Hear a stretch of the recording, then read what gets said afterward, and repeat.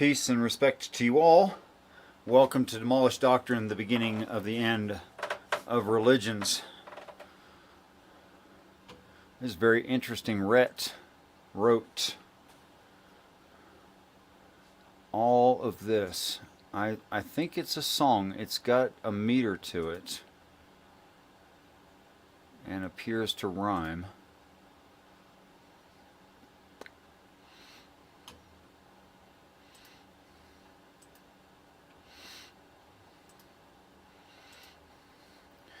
Very fitting for me. It's fairly irreligious.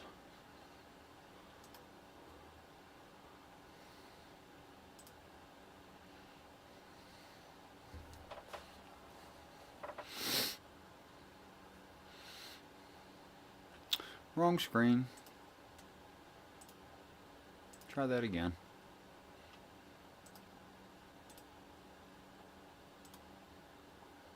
There we go.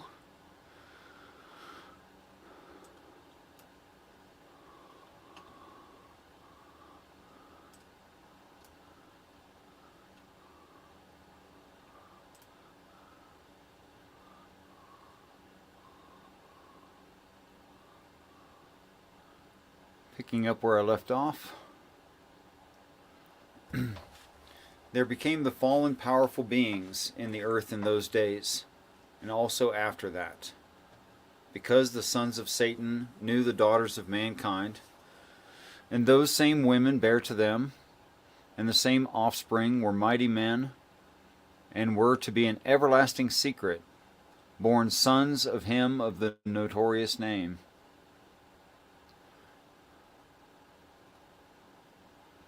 And Jehovah saw that the wickedness of mankind is great enough in the earth, and every imagination of the thoughts of his heart are evil continually.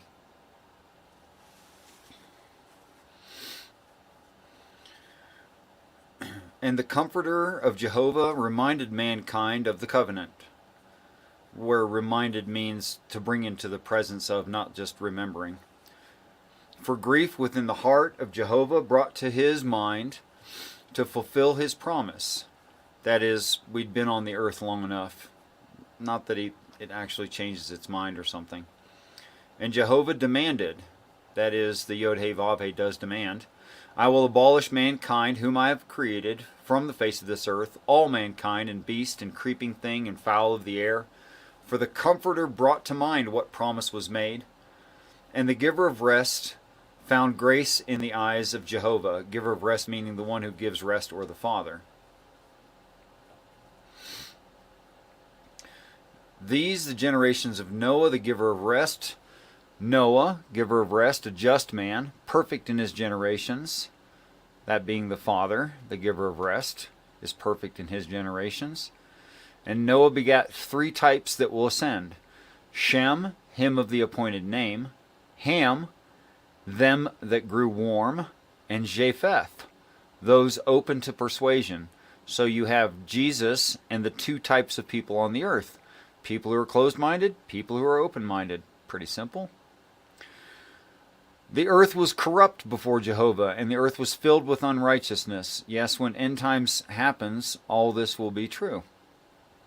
And Jehovah looked upon the earth, and, behold, the angel of Jehovah, an obvious destroyer, throughout that wilderness. That is, the angels to destroy the earth are ready and in proximity of the planet. And Jehovah said to Noah, giver of rest, the end of prophecy is here. For the fat-fleshed is come before me. For the earth is beheld as accomplished, and their unrighteous imaginations are obvious, and destruction will befall the firmament. That is, we're about to kill ourselves, causing the destruction of the firmament. So instead the angels do it for us. Something like that. Get that centered again. And he had built a container to house in, that is heaven, with skilled builders to be shut tight, and rooms within the containment for those atoned for, or mansions in heaven. Built to house the children of the temple abroad, that's the earth, by vicarious redemption through Christ. and built the primary of the container 3 stories, 300-fold mother measures. And that's the upper room, or the habitation of God, or the mercy seat is how also the throne of God is how it's referred to. And the part that widens it, 50 mother measures, or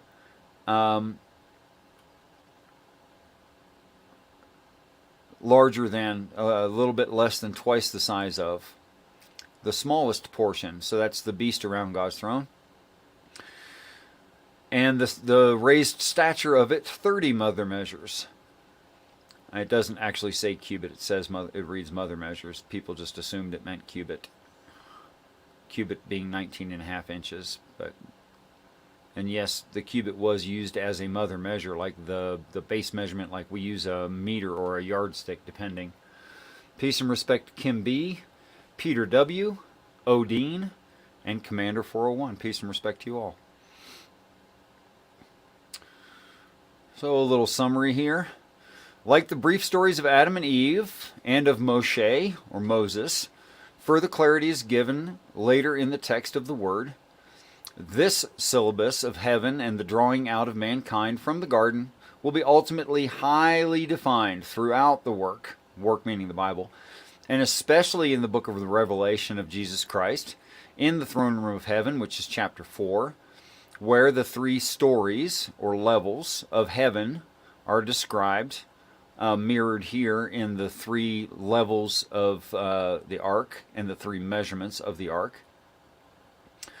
There are hard measurements we are sure of, given for the smallest count of mother measures, and that's 12,000 furlongs, which is in chapter 21 of the book of Revelation of Jesus Christ, which converts to 1,500 miles. So if you can even imagine something 1,500 miles across, that's hard for me to imagine. That's like half the United States across. A conversion factor of 1 furlong equaling 0.125 miles, or 1/8 of a mile, where each singular graduation is equal to a multiplier of 50, like 30 times 50, 150, or 1,500. The other 2 measures here could then be understood as conversion factors, where 30 is equivalent to 1,500, 50 is then equivalent to 2,500 miles, and 300 is equivalent to 15,000 miles across. The Earth is about 8,700 miles across. This is almost twice the size of this planet. Just so I know that doesn't really mean anything. It's just too big to imagine. The text will address volume when we get to the description of how heaven is to be measured in chapter 21 of the book of Revelation of Jesus Christ, and that being a long ways from this part of it. A shining work and container to house in of mother measurements accomplished high above, an ascended show offering with wide entrances. I mean, if angels are going to come in and out of it, and there are like some kind of shuttlecraft between here and heaven, then I imagine there would be wide entrances. And almost, I'd say something over 80% of the population of the earth is to get into heaven in 40 days, then I'd say, yeah, they'd have to have wide entrances. A container to house in, established with one beside another, some lowly, some higher, and a third part made highest. In the King James, that comes out in measurements of a window. And yeah, it's talking about an opening, but not a window. And it never says how large the window is, where here it expresses it pretty vividly. Another note. I've looked into the etymology of many of these key words, but this seems to be another verse with presupposed meaning, or the translators had problems with it, and it does not flow from the last verse. The summary of usages in a word-for-word translation into English follows. This is the actual word for word, like idea for idea. To glisten, to press out, oil, as in the midday, oil pressing. Wrought, or created. House in a box, and housing box. Mother measure, accomplish upward, above, exceeding. Ascend, show offering, wide entrance, house in box appoint, side beside, lowly in placed nether parts, second another multiple, and three a third part wrought. So that's like the actual words that were there, that you read as whatever translation you're reading. Peace and respect, law of faith.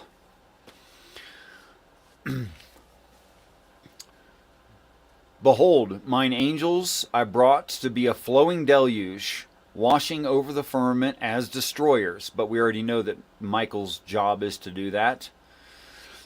Strong messengers telling understanding to quicken the lowly under heaven, ready to perish. That is, we would die without this. Which, if modern science is right, we don't need to be worried about climate change and global warming as much as being plunged into an ice age due to a crustal shift. Here again are the root ideas, because this turned out very different from the modern translations.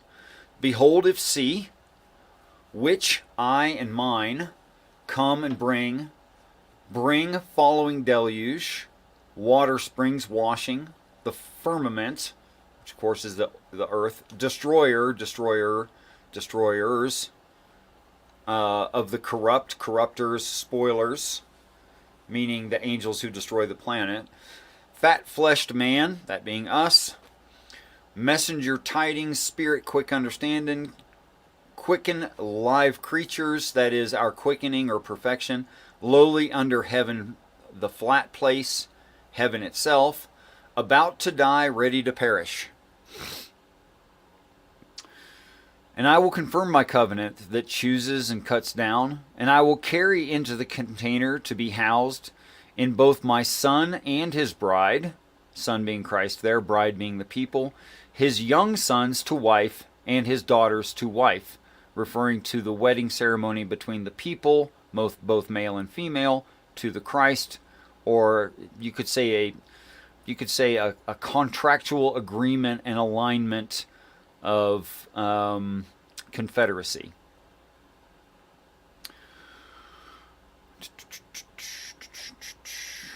I suppose that I should put the link in the chat. Show me Sasquatch. What an interesting name.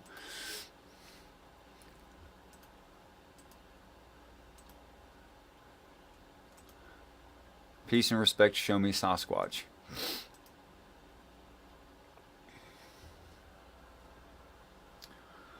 And I'll go ahead and pin that. See, that's why you need two screens right there. Peace and respect, Sammy. Welcome.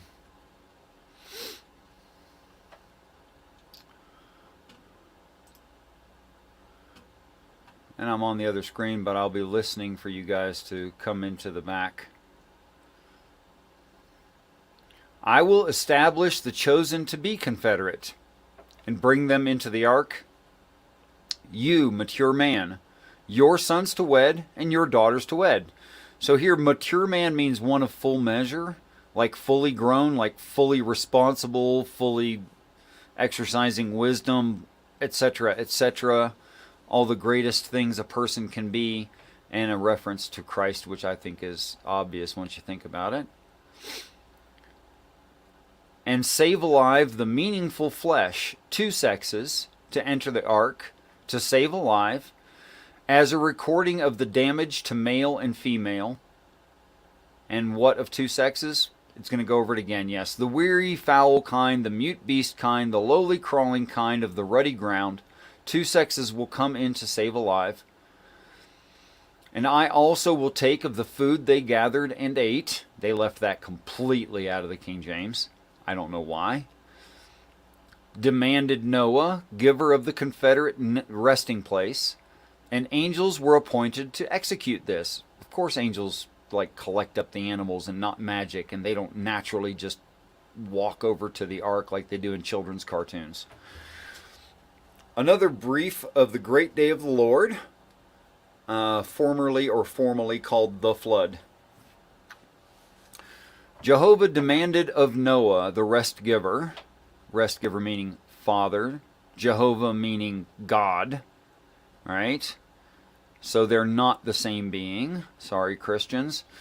Bring in your builded house to the ark, as I consider you justified righteous in respect of your presence in the circle of those living, like circle of the earth. Also of clean mute beasts you are to take away 7 and 7, male and female. And yes, it's written 7 and 7, not just 7 like it got translated. And of not clean mute beasts you are to take away, as before, 2, male and female. So that's 4. So that's 14 and 4 of each, depending. And fowl of the air 7 and 7, and male and the female, to save alive and to produce seed, preserving their presence regarding future earth. Witness the time of my oath, 7 perfect days of heat, and that didn't get put in the text. In progress of time will rain upon the firmament 40 sprawling days of heroic trials. That's what the 40 days means right there. And 40 sprawling nights of heroic trials. So the number 40 doesn't really mean 40. It means that there's going to be days and nights of heroic trials. Well, if you remember, there's 40 days that Christ is tempted. So that works quite well for that. And Noah, the giver of rest, wrought angels appointed to do this. Okay, we already said that, but fine. And Noah, the giver of rest, had 600, which means God-elected, diverse years, of family building young sons for the flowing deluge of washing waters upon the firmament. It's not talking about his age. It's talking about a count of lead angels. Old Olam, meaning perpetual or ancient, always. Ben, which is found in the most original sources and means son. This verse does not describe Noah as old, unless you adopt a colloquial usage of the word son, because son got translated as old. It's not what the word son means. Yes, this is the Madsen Standard Version. Yeah. The translation I've been working on. Peace and respect, P-Town.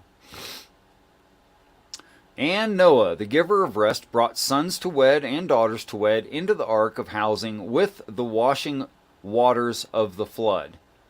Clean beasts and beasts that are not clean, and fowls and everything that creeps upon the earth. Samples of everything. Can you imagine?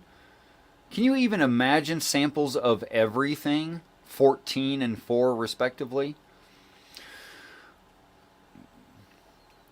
How people try to put that on a wooden boat, I have no idea. It doesn't work, not in the least. There went in 2 and 2 to Noah, the giver of rest, into the ark of housing, transferred by angels, in remembrance of the male child and his appointed bride. Right? So keeping in mind Christ and the people, as angels were commanded of Noah. This should really be in quotes. I have sworn 7 perfect days of heat, that the waters of the flood will be upon the earth. And in the unperfect but God-elected year of Noah's quickened life, in the 2nd month of unity, in the 17th day of overcoming the enemy, yeah, that's what 17 means to the Jews, the day the eye-shaped fountains, which increase the multitude from the deep places that cause noise, were done being breached. That is, no more babies. Why? Because times are tough and people are ascending to heaven, so people stop reproducing on purpose. Could it be in DNA, not actually animals, wrote Sammy. You know it could be, but it says live samples. It doesn't say, extracting DNA. That idea is not there. It was a good-sized boat. Yeah, the smallest of the boat, 1,500 miles across. Or our heaven, the New Jerusalem. Now, I understand that this is a bit thick in euphemistic terminology, but its indicated context requires the deep places that cause noise are birth canals that produce children. It seems that angels abhor vulgarity.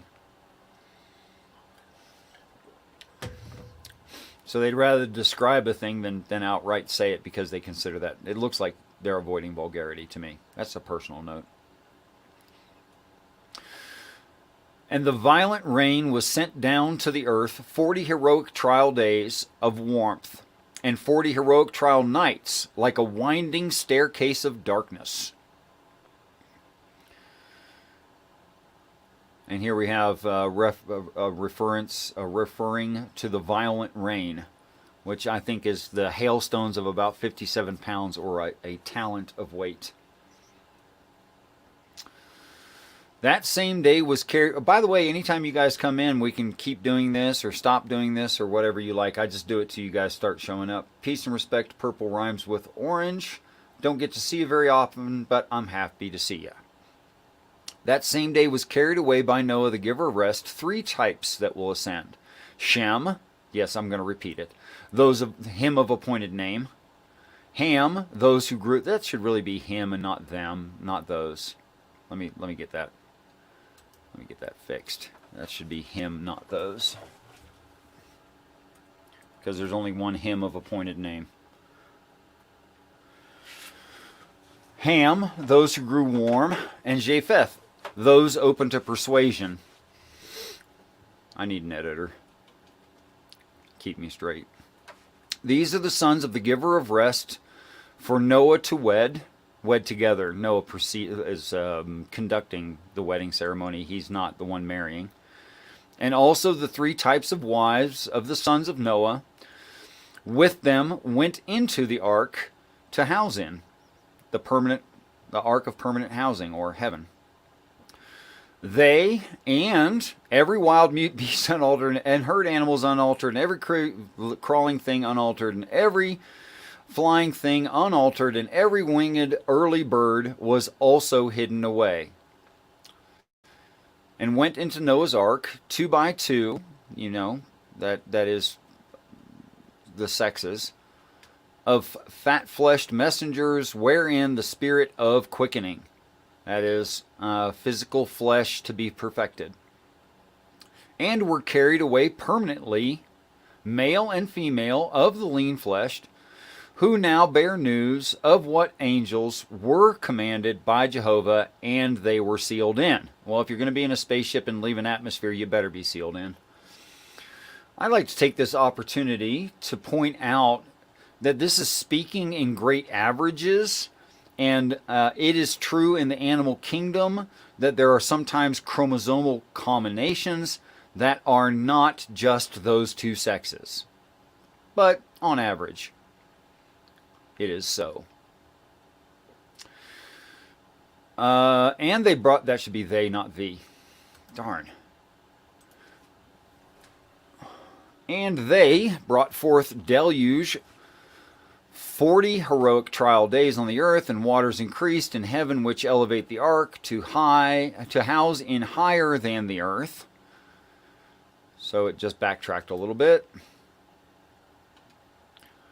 And the waters had prevailed and were increased greatly upon the earth, and the ark had come and was regarded in sight of the waters. Yes, it really reads that.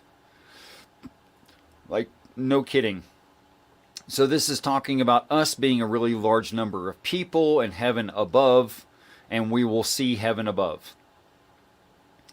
And the waters prevailed very exceedingly on the earth, and the lofty places were made lowly under the whole of heaven, and were overwhelmed. Yeah, I think we really will, with an alien invasion, like crawl into every single nook and cranny people can fit into and freak out.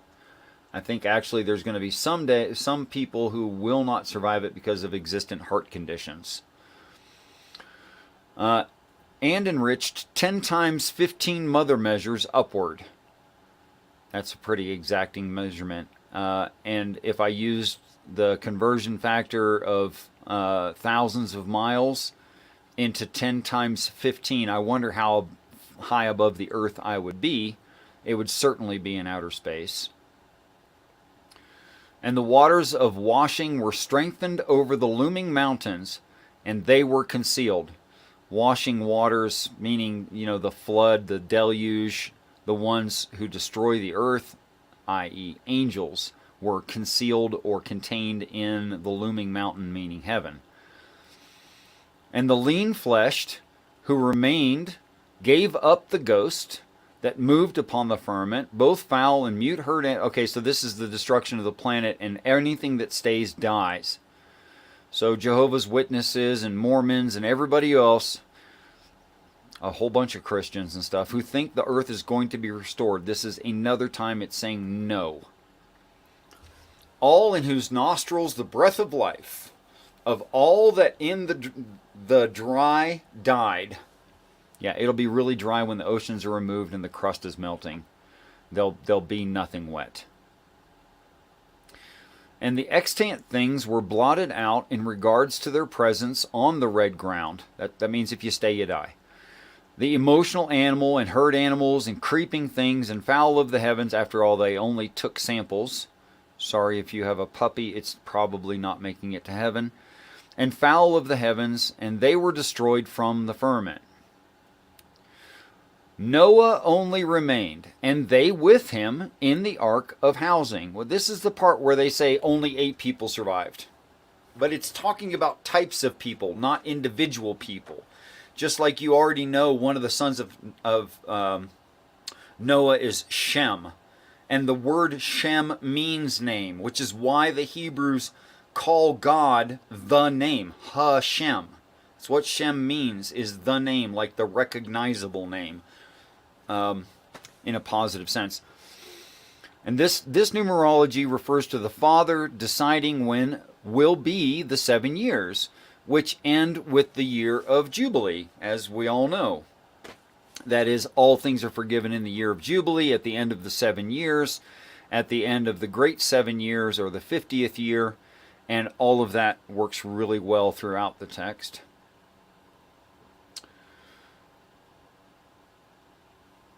I got no beeps backstage. You guys aren't even interested in coming in, are you? Nope, nobody there. This chapter normally or classically called The Flood Subsides. It's so poor, and it tells you almost nothing. No, not all dogs go to heaven. That's a movie, Odin. Yeah. The remembrance of angels and the remembrance of Noah, the giver of rest, signs of the Lord had caused everything to be quickened. So, flesh in heaven doesn't die. And the sign of the Lord had caused every single mute herd animal and whatsoever went with him into the ark to house, to live, as in to live forever. And angels caused them to pass into the spirit of things beyond, and the firmament had rest, and the waters had rest. In other words, the earth will no longer be used, and the people who ascend will be in a state of rest, i.e. perfection, i.e. Sabbath. Which is why there has been no Sabbath of God to this earth yet, because we are not yet perfected. We are still in a phase of being created. Here the interpreters simply omitted the idea of remembrance and appeasement, something being assuaged in their first iterations in this verse, to maintain their exegesis, i.e. their church traditions. Remembrance, angels, remembrance, the giver of rest, accusative, sign of an entity, perfectly everything, quickened alive, accusative, sign of an entity, accusative, like, look, there's that thing. Perfectly everything, mute herd animals, whosoever, whatsoever, him with, ark to house in, Elohim, pass by, pass through, spirit or to breathe, upon, in, or beyond, firmament, earth, appeased, assuaged, washing waters, appeased, assuaged, are the original ideas. What it comes out in the King James, other than church doctrine, I just can't make it happen.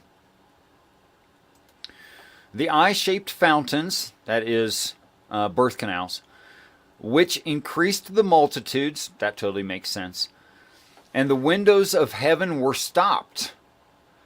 For, get the right button, the angels who covered the earth were finished and shut up. Yeah, in heaven. That makes sense. And the waters had returned from off the earth continually. That's ascension or rapture. Assuaged. Decreased until they're gone. Assuaged. And the waters had returned off the earth continually. That is rapture. And after the 150, meaning God elected Jubilee days. Look it up in Gematria. That's what 150 means. The waters were completed in being decreased. Cool. And the ark rested on the 7th month of perfection. That's what 7 means. And the 17th day, which means overcoming the enemy of the month. In the month of Teshri, which means to begin, as in to begin a new thing. Which ends the ecclesiastical and begins the civil year. Over and beyond the looming mountains, where was Ararat, which means the curse that was reversed. Boy, there's a biblical theme for you, Ararat. Reversing the curse. And the waters had decreased and were carried away until the 10th month, which means loyalty, Tevet, which means good, and in the 10th, on the first godly day of the month, first meaning godly, were the chief head looming mountains beheld. So we've skipped back in time. We're talking about the arrival of heaven here. I gave definitions for those words, Tevet, etc. And at the end of 40 heroic trials days, that Noah, the giver of rest, opened again the piercing of the walls of the ark, because whosoever had wrought, and he sent out a meddling raven. Why doesn't the word meddling get associated to the word raven in the King James? Because it's showing like action and intent, meddling. Are ravens meddling? Does it mean a frickin' black bird? No, it doesn't. To go to and fro.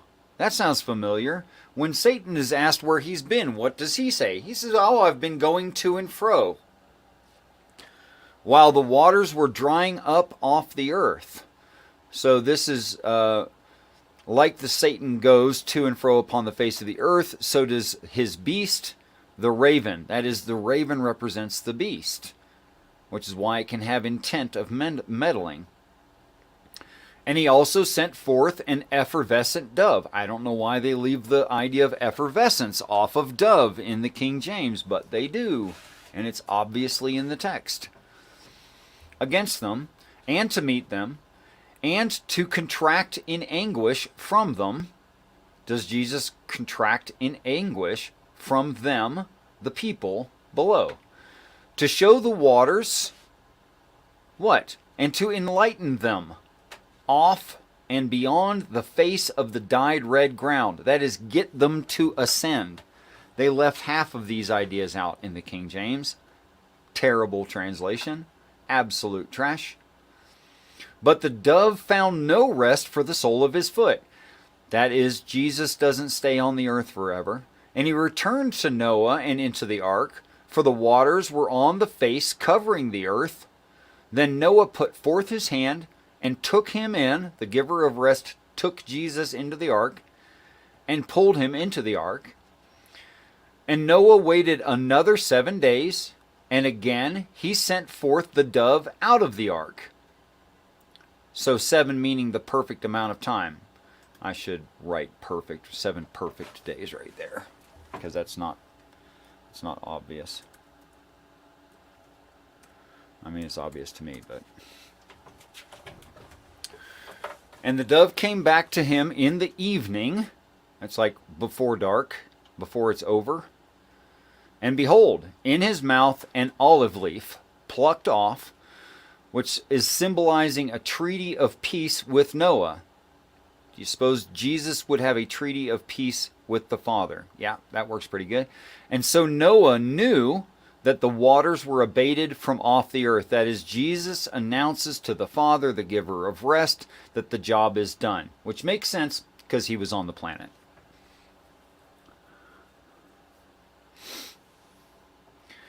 And Noah stayed the record again. That means stayed as in, like the way we use the word stayed, like prolonged. And again deferred his oath 7 perfect days, and sent forth the effervescent dove to turn back the otherwise lost more with the testimony again. So this is the second half of end times. And it came to pass in the 601st, which means not perfected but God elected godly year, which year does not mean literally year, guys. It means like a time frame. In this case, it'll be 3.5 years. In the first godly month, the first godly day of the month Nisan, which means first fruits, which is the 7th month or perfect month of the civil year, civil like as in when we become civil, and the waters dried up from off the earth. Yes, I know it's overstating everything.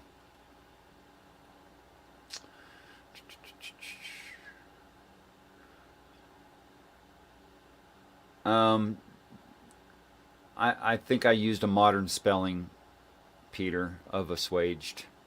And yes, there are different spellings, and I mean, you're right. I could spell it that way, but that's like the early modern English way to spell it, which would have been okay. And in the renewed second month, second meaning union, or of unity, with the idea of doubling, or like twice increasing, of unity repaired month. I think unity repaired speaks for itself. On the 27th perfect and redemptive day of the month was the earth dried of waters.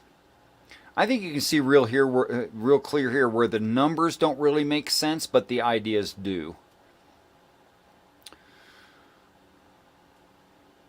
And they didn't put a chapter break here, but I did. And angels made a promise unto Noah, the giver of rest, of their intent. That is, they got a job to do, and they agree.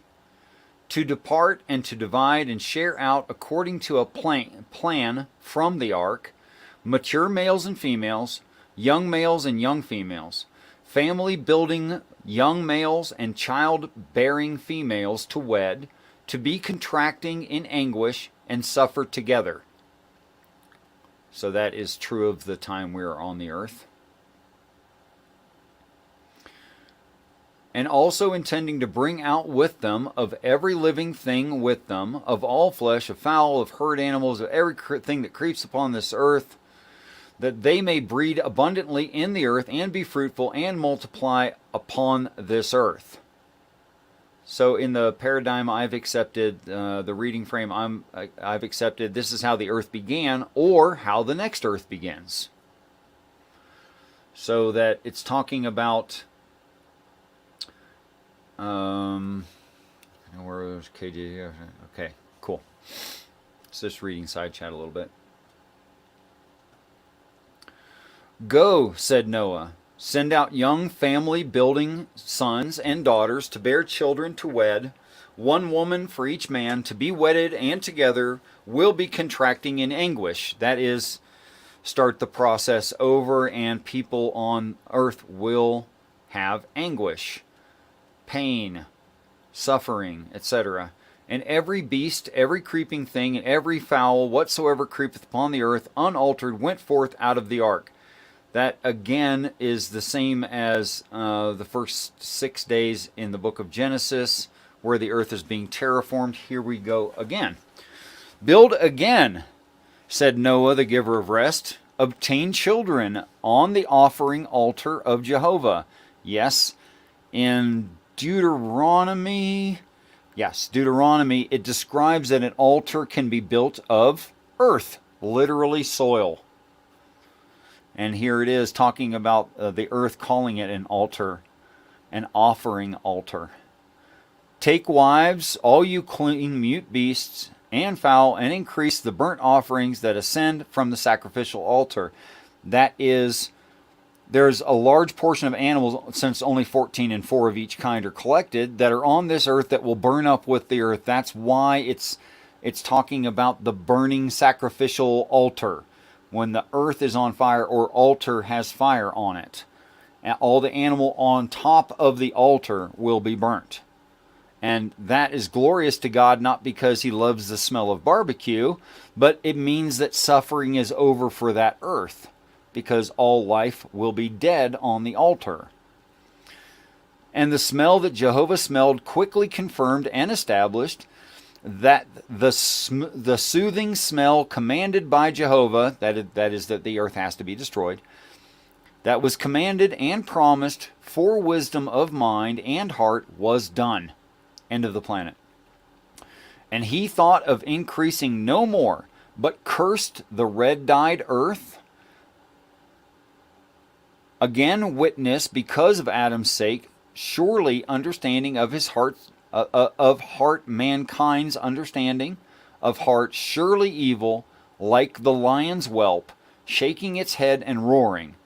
Neither again slaughter, with good witness, everything quickened because of my dealings. That seems really chunky. I need to work on that. And I'll leave it right there, because I need to stick some English words in there. That's too chunky for most people, I think. All right, guys. And now it's up to you. Peace and respect, Wesley Curry II and Nanaloo. Nanaloo. That's a fun name to say, Nanaloo.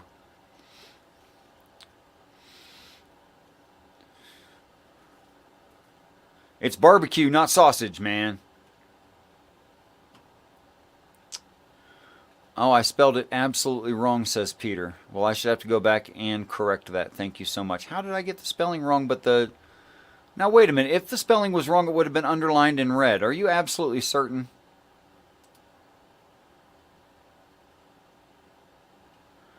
I don't see any red lines. So, like, whatever program this is thinks I spelled it right. There's no red lines there.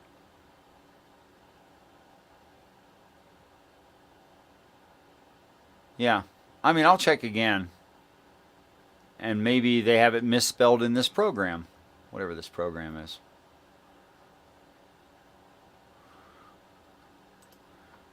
Alright, guys. Open panel. Coming in or not?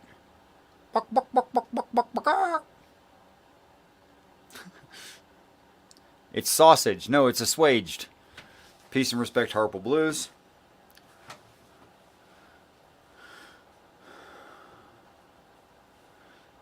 Well, in the program, it should have a red line under it if I misspelled it, right? That's what it does. Unless, of course, I made an exemption and added it to dictionary, which I may have done. I may be misremembering right now in that I actually liked the older spelling. I'll switch it.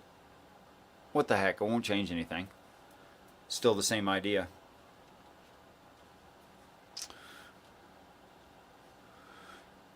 ASSWAGED is an older spelling, close to obsolete, says Nanaloo.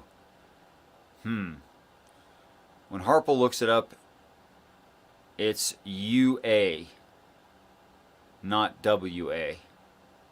Okay, well, if I have WA, I'll correct it, I promise.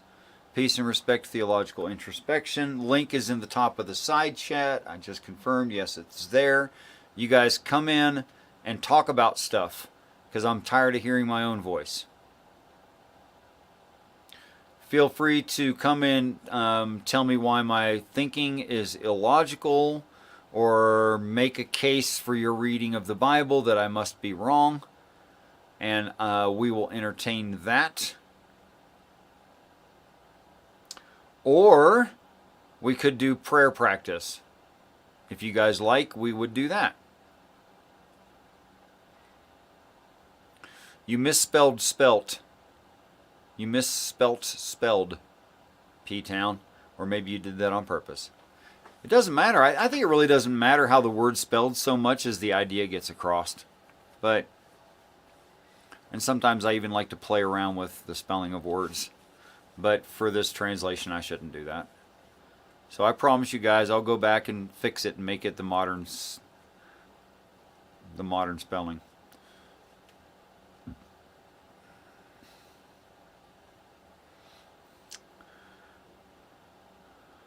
Oh yeah, you're like on the other side of the planet. It's like warm outside for you right now, isn't it, theological? I mean, in the globe model. Pff. Welcome, peace, and respect, P-Town.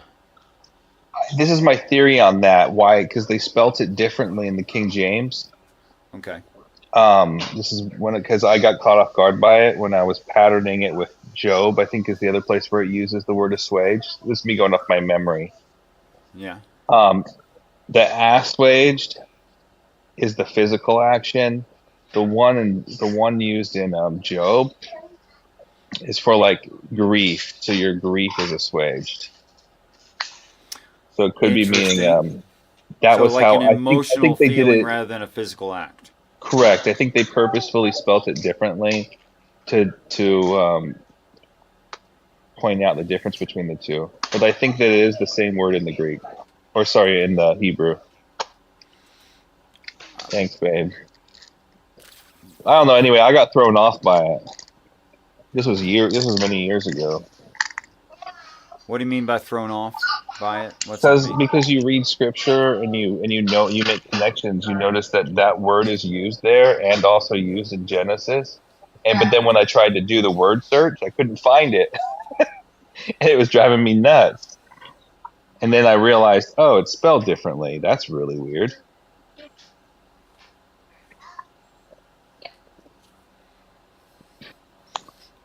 I don't have my stuff in front of me, but you could easily confirm this. That's it, though. No, I believe you that you did that and looked it up. I trust you. So, what were we talking about? We were here. We were talking about change in physical situation, in people ascending off of the planet there. So, which spelling of assuage should that be? ASSU or ASSW? I have no Which idea. one? You just said Well, it. Which one was it? I'm guessing it would. Well, I'm guess. All I can say is that the assuage, the ASS one, Yeah. is in Genesis. The assuaged, referring to grief, in Job, is the modern spelling of it. Oh, we haven't gotten to Job yet. No, but I'm just saying that in the same book they spelled Okay. it differently, and I don't know why. That's the only possibility I could consider. Okay. It just like you would think that it would. They did it on purpose for some reason. I don't know why. Or maybe it wasn't in the King James. Maybe it was in the authorized King James version. It's very rare for there to be differences between those two. Usually, Okay. it's just in sentence structure or paragraph structure. The difference between those two. So speaking of the King James, justify the Trinity. I just called to like sort out this whole ASS wage thing. I wasn't ready Okay. for a whole Rochambeau tonight. Oh, what? A Brochambeau? I didn't think about a Brochambeau. I wasn't looking for a Rochambeau. What does that A mean? ro Isn't that a real thing? A Rochambeau? I don't Like a know. duel? Like a duel? Is that what that Like means? A duel? a duel? Like, take 10 steps back, backs facing each other. But Rochambeau is more like, getting in the ring. Or am I making up words again? I don't know. Do you normally find yourself just making up long phrases like that have a lot of intrinsic meaning? Isn't that what language is? I do Sure, but we tend to don't make up usually just words. If make I don't have stuff a up. Well, if I think I have a better word than I what's got you, out flow there, I'll state. use You can it. turn your camera off or leave it on, whichever you like. Peace and respect, flow state. All right, I'm going to keep masturbating now. Okay, turn your camera off then. If But that's all right. Rochambeau is definitely a nuts duel. It is a word, right? No, yeah, it's What? when it's when two. My understanding of Rochambeau is when two guys take turns kicking each other in the nuts until somebody collapses. I've never Rochambeau'd. That would be a description of a Rochambeau. I wouldn't say that's a perfect definition, but it's like fighting two guys going back at each other. but at their nuts. That might be the Urban Dictionary. I think I have that's a- never done. I have never done anything like that. I mean, when we were kids, it was maybe a rubber band when the other guy wasn't looking, but that's the most you ever got. We never like punched or kicked each other. Oh, I got in fights a lot when I was younger. Well, I got in fights, but it did involve trying to crush the other human's testicles. That's just wrong. We played a drinking game like one time. I only played it one time. It was not fun, but you like get in a circle and you take a beer can and you smash it against your head sideways, and you pass it around and people take turns smashing against their head until it busts, and then you have to chug it or something. It's stupid and it gives you a headache, but We did this thing at lunch in high school where you sit at the edge of like your seat, so your nuts hang slightly over, and and then you take turns. You sit across from each other, and Guys. you take turns throwing your Guys. apple at each other, Guys. from the air, Guys, and whoever was the first one to flinch. we have ladies in the audience. I'm not sure they want to hear this. yes, they do. Well, maybe, but I'm going to guess think- no. Well, I think we're just given definitions of a Rochambeau. Yeah. Okay. You brought that up. It wasn't really the topic. I'd like to switch back to a more traditional topic if it's okay. Okay. Sarah wrote something like, "How do you pull in the Nephilim resulting in the flood? I see the Nephilim as the inhabitants of Atlantis, half god, half human. How do I pull in the Nephilim resulting in the flood? How do I pull in the Nephilim resulting in the flood?" Okay, so you're talking about probably the King James translation, which reads, "There were giants in the earth in those days and after that." And a lot of Christians think that's the reason for the flood. I don't think so.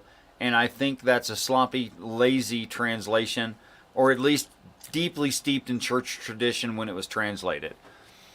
We all know that the text itself is much older than these modern churches and their translations. I think we can all accept that as true. So there was already long-standing tradition when these translations got done.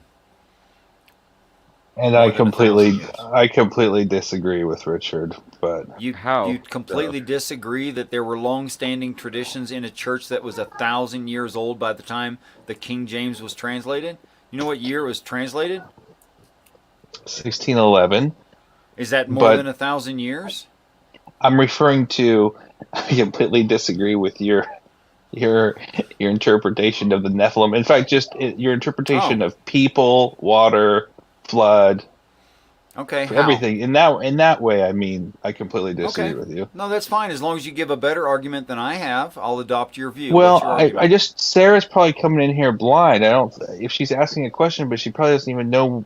You don't even believe that the flood was a flood. You believe it was people. She probably because the text says so in no uncertain terms with a numerical identity is. It's R. R. This that you have seen R. It's numerical identity. I mean, how do you argue with numerical identity? That you're going to say it's colloquial or figurative? It's numerical identity. Sorry.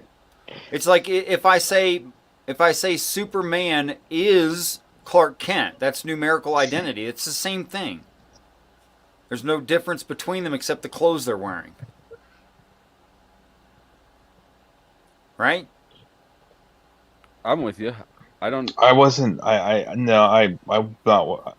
I just came in to talk about the asked wage thing today. No. I lost No, it. you You're gonna asserted- keep me here. You You can't asserted disagree and then something there. fail. No, if you're going to give an argument, give a good one. Let me show you how.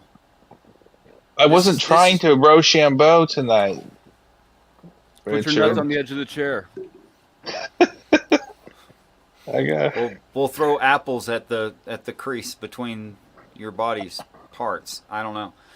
Okay, so See, he Sarah, flinches. let me just answer to Sarah real quick, and then we'll move on with the conversation from there. I think Nephilim are a result of powerful beings. That's what the word Elohim means. Plural powerful beings doing something they shouldn't have done. If you dig into Elohim and its meaning, there is no intrinsic good or evil about the word Elohim. Christians make the assumption it has to be good. It does not. In fact, it includes the idea of evil, powerful beings. That's part of it definitionally.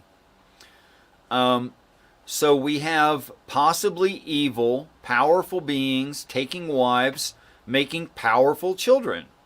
Do I see that on the earth today? Yes, I do. They normally become either like basketball players or pro wrestlers, but they're abnormally large, abnormally intelligent, godless tyrant people. And they're like always tyrants, which can't be coincidental. I mean, why can't we have a nice Nephilim? Doesn't seem that I've ever met one. In fact, I knew of a Nephilim going to a Baptist church who, when I made an argument against their pastor that he must be wrong from within the text, he was a religious Nephilim who told me if I ever came back there, he would literally throw me under a city bus. Not very Christian-like. And as far as the flood is concerned, the only definition given in the text of the Bible for what deluge or flood of waters means is in the book of Revelation, where it reads, "These waters that you have seen are peoples, multitudes, nations, and tongues." That "are" right there meaning direct, it's like an equals sign. This equals that. I just stick to the only definition given, whereas people don't like to. They like to switch context as they so see fit according to their church. I just don't think that's valid. Sarah, I think that there's this. God's trying to also protect his bloodline. I think that Whose there is bloodline? the bloodline for his redemption plan. I.e. Jesus, yes? Yes. Okay, go on. Yes, I do. So I believe that there were these other beings that had relations with women that they found attractive. And they made like those half, I want to be careful to use the word divine, but I'm almost okay using the word divine. These half divine, godly type beings that were in the earth. And that's a lot of where we get our Greek myths from and the other myths around the world. And God brought the flood to destroy that, not just for those, to destroy those lines, but also because men's hearts were evil and corrupt and proud. And it was a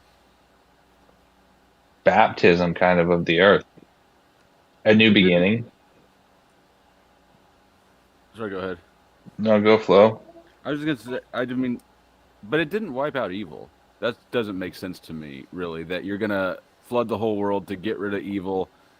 Then did it fail because he let let a few people survive, or did it succeed and we just misunderstand what evil is? Well, the argument that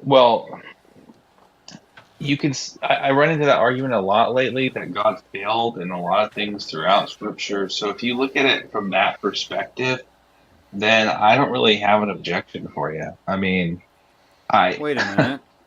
So you could just Wait. say, but at the same time, I don't know why God set this whole thing up like this. Okay, let's What? look at it this way. The text says there were giants in those days and after that, and we do have giants on the earth.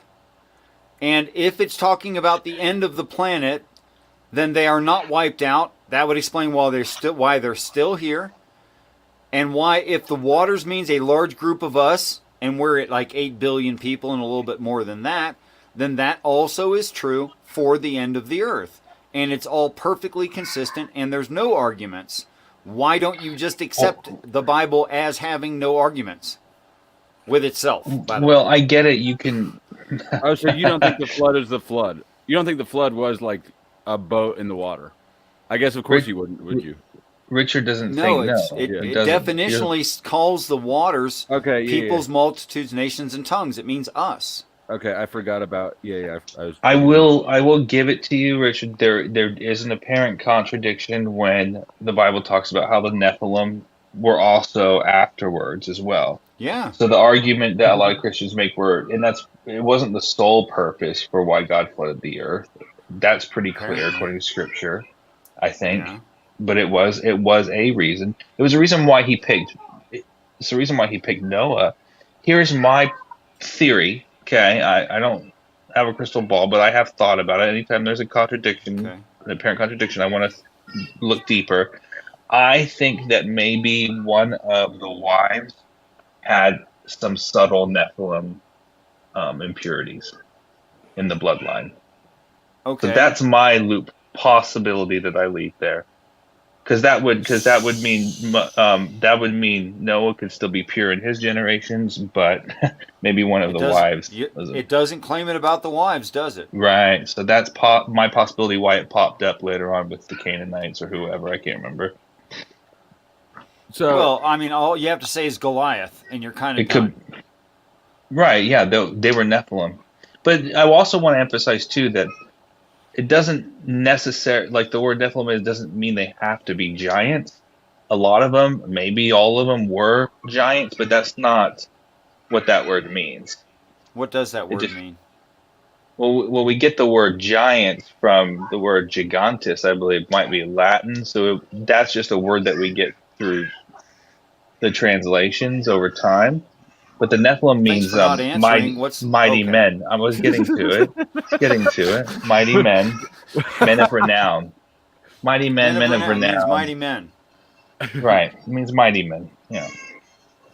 Don't beat around. I think it actually means something more specific than that. And since I call in just blind, I don't have it in front of me. I'm gonna go check on my little one here. Yeah. So, Richard, what would the animals in the Ark story be? Would that be literal animals? Agriculture? Like I mean, just explain that in your view, right? Because they took 2 of these kind and 7 of that kind, or I don't remember how it exactly went down, but I'm trying to figure out how to spell Nephilim. There, I got it! Yay!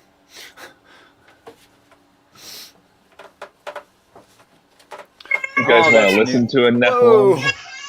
Wow! That was loud, Dad. Let me see. I'll have to do it by the word giants, I suppose, to get back to Old Testament giants. What'd you just say, flow state, before my brain freaked out with a kid screaming? So in the version, in Richard's version of the Bible, where waters are people, explain what's going on when God tells Moses to take animals into the ark, like 2 pairs of this kind and 7 pairs of that, or something. I don't remember the specifics, but what's that?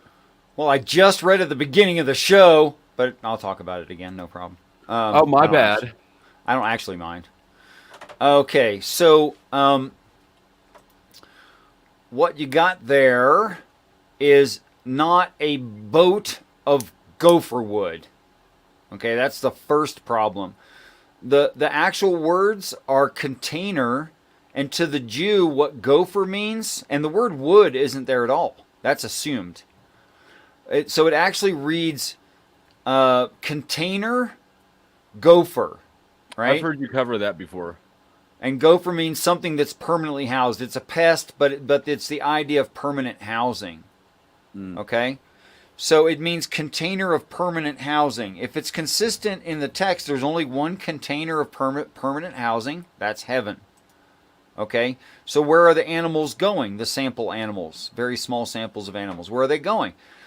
They're going into heaven. Now, if heaven is 1,500 miles across, Is there enough room for those samples? Plainly. Plenty of room. In fact, the animals on this planet, if they collected all of them, would not make a good-sized dent in our So you're heaven. saying they took actual animals though? That's not a reference to Yeah. something else. Okay. No, it does read actual animals and describes how many of what kinds, and it says all kinds. Why would it have different numbers for different animals? You know what I mean? Oh, the unclean versus clean animals, 7 pair and 4 pair. Is that how it is? I'm sorry, 7 and 2 pair. Yeah, I that's guess the I didn't realize that they were delineation. clean and unclean, and I guess that's Yeah. according to Jewish Jewish food. law. That's right. Jewish food law. Kosher, according to kosher. Yep. It's true. Yep. The 2 pair, which would be 4, that would be of unclean, which the kosher law, is just describing that. It's not talking about really what you should and shouldn't eat. It's not. Although it's been translated that way, it's also kind Well, of then weird. in what context is it talking about clean and unclean? It's talking about how many get to go to heaven, and that's the entire topic. That's it. It's not even because otherwise in the text it says eat all the crap that you see. Well, it can't be. It can't be eat anything you want and there's food law. That doesn't make any sense. So what When about you go are the preparation rules around the kosher preparation rules in the Bible too, or is that sort of No. added? No. Okay, That's go on. completely outside of Torah. Okay, so here's the prime word of Nephthalim, Naphal. Okay, which means to fall, i.e., fallen ones, right? Blah blah blah blah blah blah blah blah blah. Cast down, fugitive, overthrow, perish. Those kinds of ideas. So it's talking about failure. Failure. Excuse me, a little hiccup there. And then the derivative word, Naphthalim, a feller. Which the word feller is not like dude. It's one who fell. Okay. It means one who fell, like a tree feller. It's not Someone who like a falls Bill and Ted trees. feller. No, it's not that kind of Bill and Ted feller. No, Not like Socrates. no, not like so crates or tomato crates or any kind of crates. Why it means a bully, a tyrant, or a giant, that doesn't really follow. Okay? Except for that it's like a Hebrew idiom that a feller means a giant. Okay? So there you go. That's what Nephilim actually means. All right, so the story goes, peace and respect, William. Peace and respect, Will. Yeah. Or strength and honor, as he says. And also Cerberus. Strength and honor is a good one. I like that. Yeah, that's not bad at all, is it? The difference between Clark Kent and Superman is that Lois won't sleep with Clark, which gets directly into the observations about informational opacity. Peace and respect. Sarah, welcome. Hello. Hello. I think strength and honor is a prerequisite. Strength and honor is a prerequisite to peace and respect. Right on. And then I'm done with that thought. Right on. Yeah, a lumberjack is a tree feller. Precisely.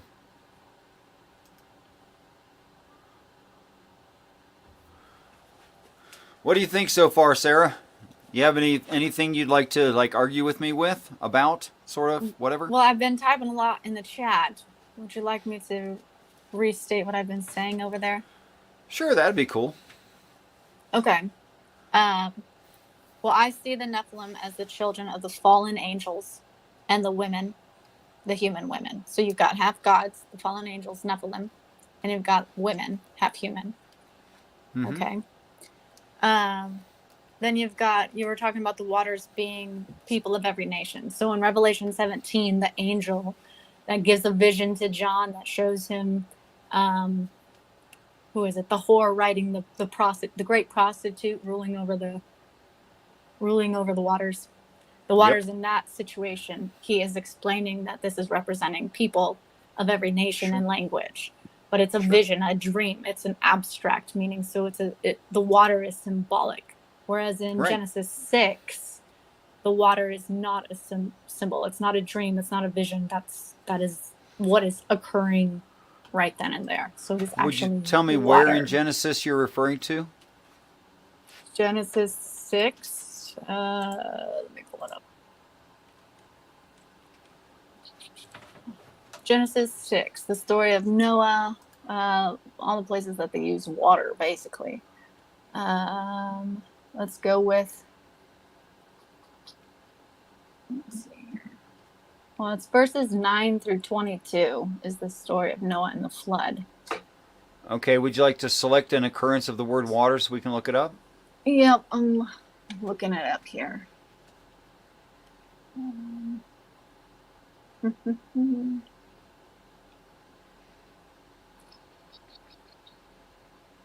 How about 6:17? Is that okay?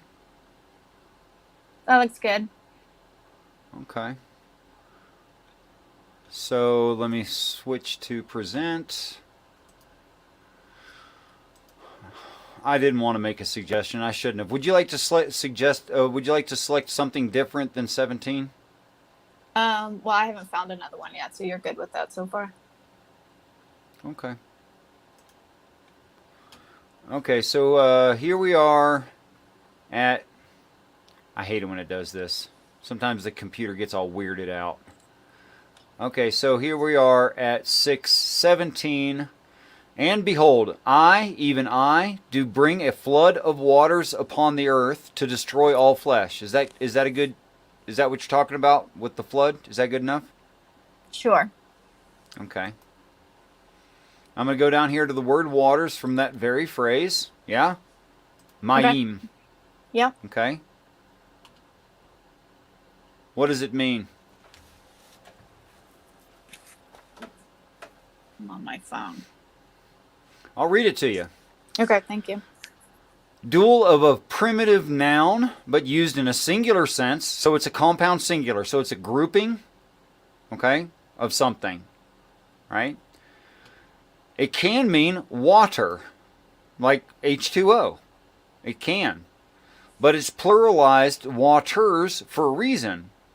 That it means juice, urine, semen, piss, and wasting. So actually the saying it's H2O is referring to these watery things, not talking about water. Like in the Hebrew language, you would never say you drank mayim. People would like freak out on you. Like, you do what? Okay, so what is the correct word for water when it's not plural?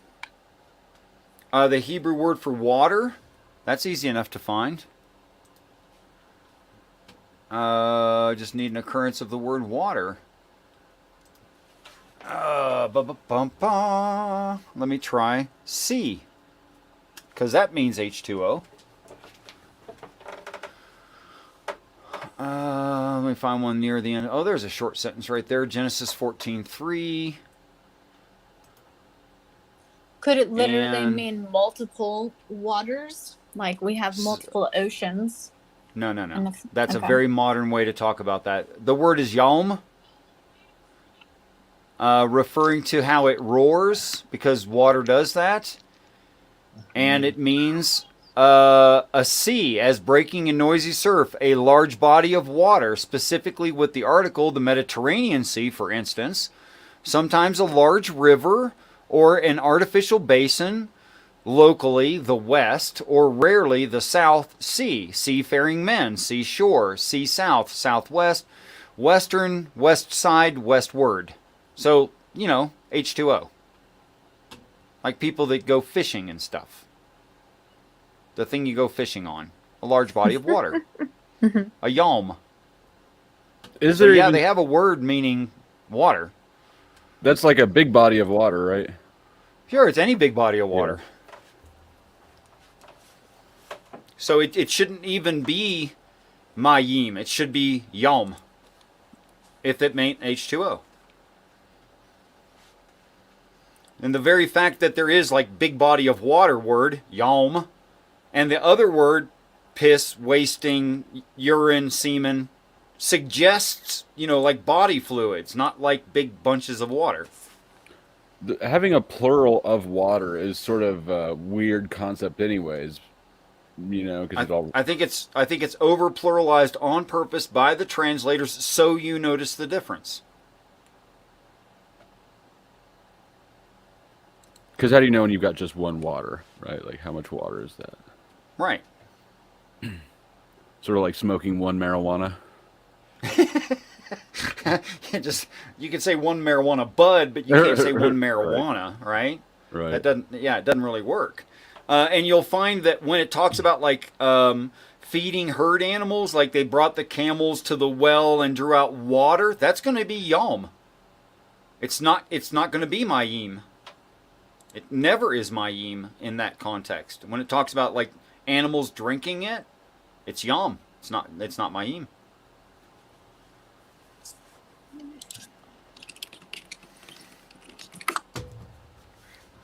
So there were a choice of words. Both words, euphemistically body fluids and literally body of water. And it stays to the context I'm describing. I've never seen it fail. Feel free to look up any of them. But, okay, Ben, remind me, waters, the plural, is used describing the flood. A bunch of people. But that is where they use the plural, right? Yes. The mayim. Yeah, comes out waters. Okay, so that would make sense if it was people, because then you got the semen. Right. Or God pissed on the world.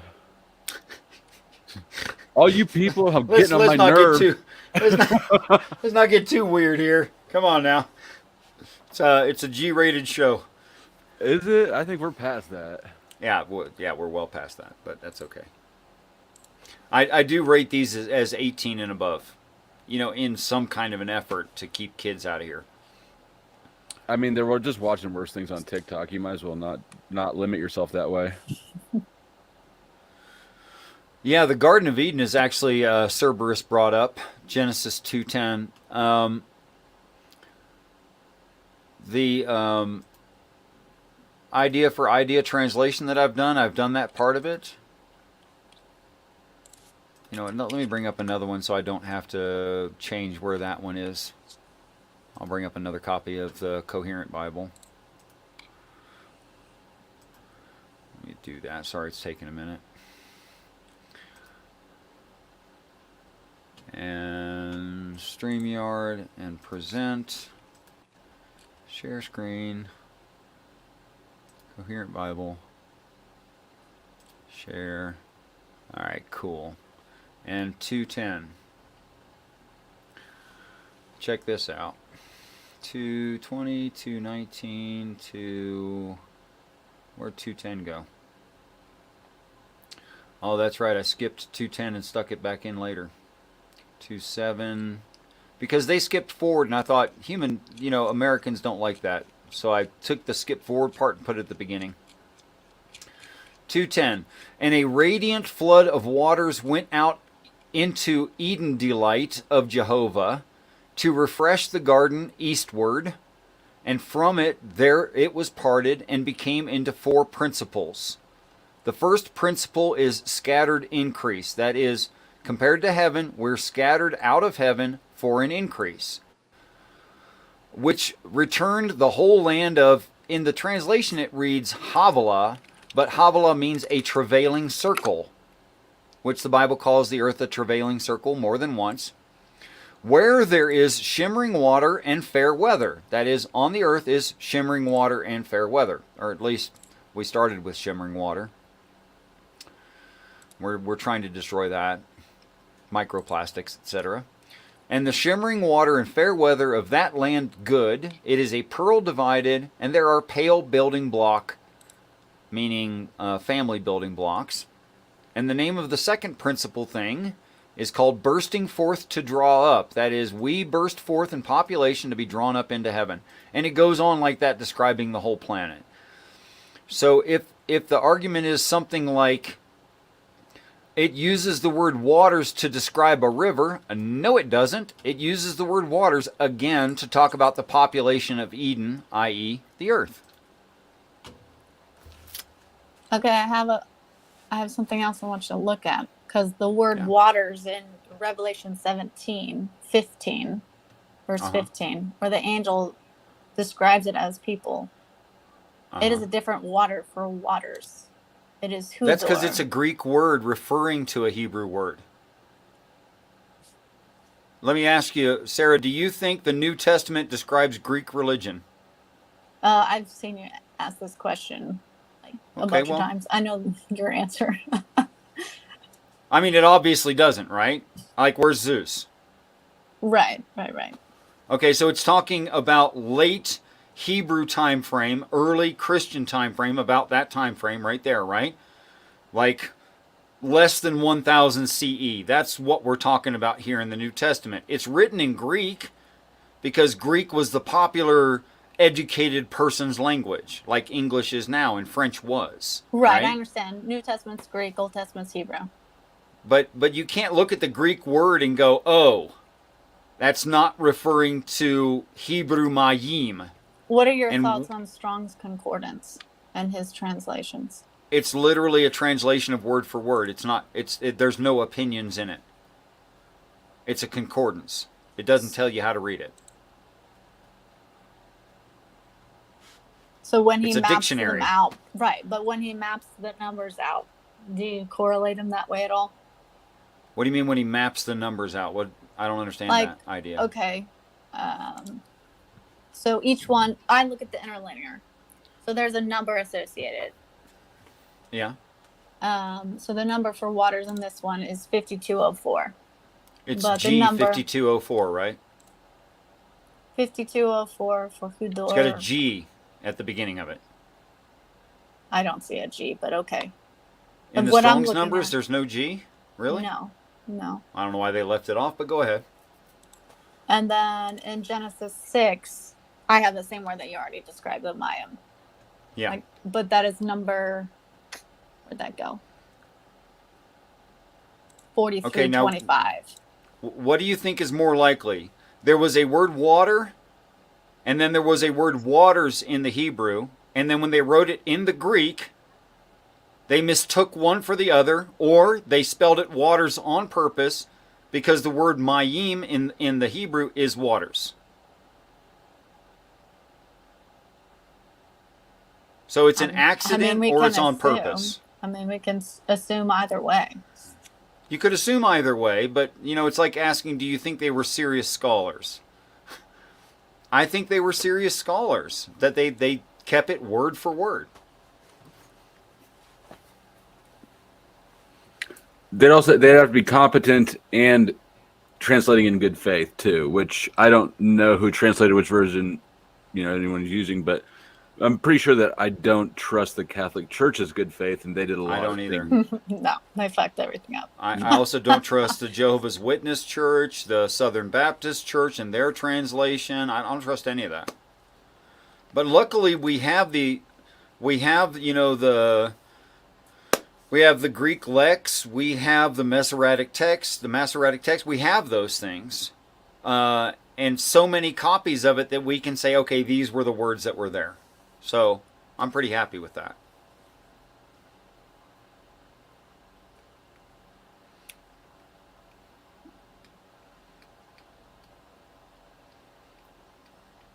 So if it's true that they consistently translated waters and spelled it in the English waters, which it looks consistent, then I've got no problem with that. And I don't know why one refers to urine and semen and bodily fluids. That's mayim. And then it would refer to people and call them mayim, or in the Greek, into English waters. And that seems consistent. And yam was available, which means a body of water, the kind you can fish on, or the salt sea, the kind that has waves. So wait, are you And saying it's a bunch of people, or are you saying it's a bunch of piss and semen? well, semen is part of how we get here. It's not the whole We're thing. people are just semen with bones, if you really think about it. It's, It's an electrical no, meat suit because with a those cells. for a brain. My liver is not made of semen. Neither my But it heart. basically is. Not really. Derivative. You're a semen derivative. Derivative. Okay, I'm a semen derivative. I can live with that. But I'm certainly not something that you fish in or has waves on it. We're not like that. So if they got that mixed up, they accidentally got it right.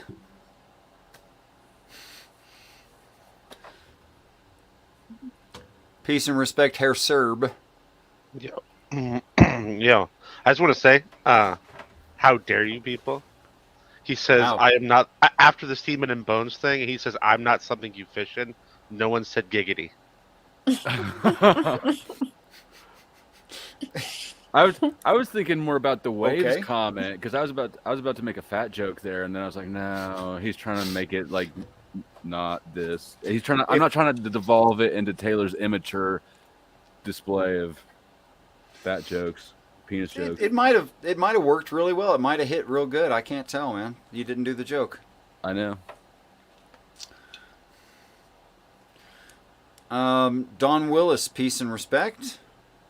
And please find out the difference between a trope or assertions and an argument. If you want to make arguments, you'd be more than welcome to make an argument.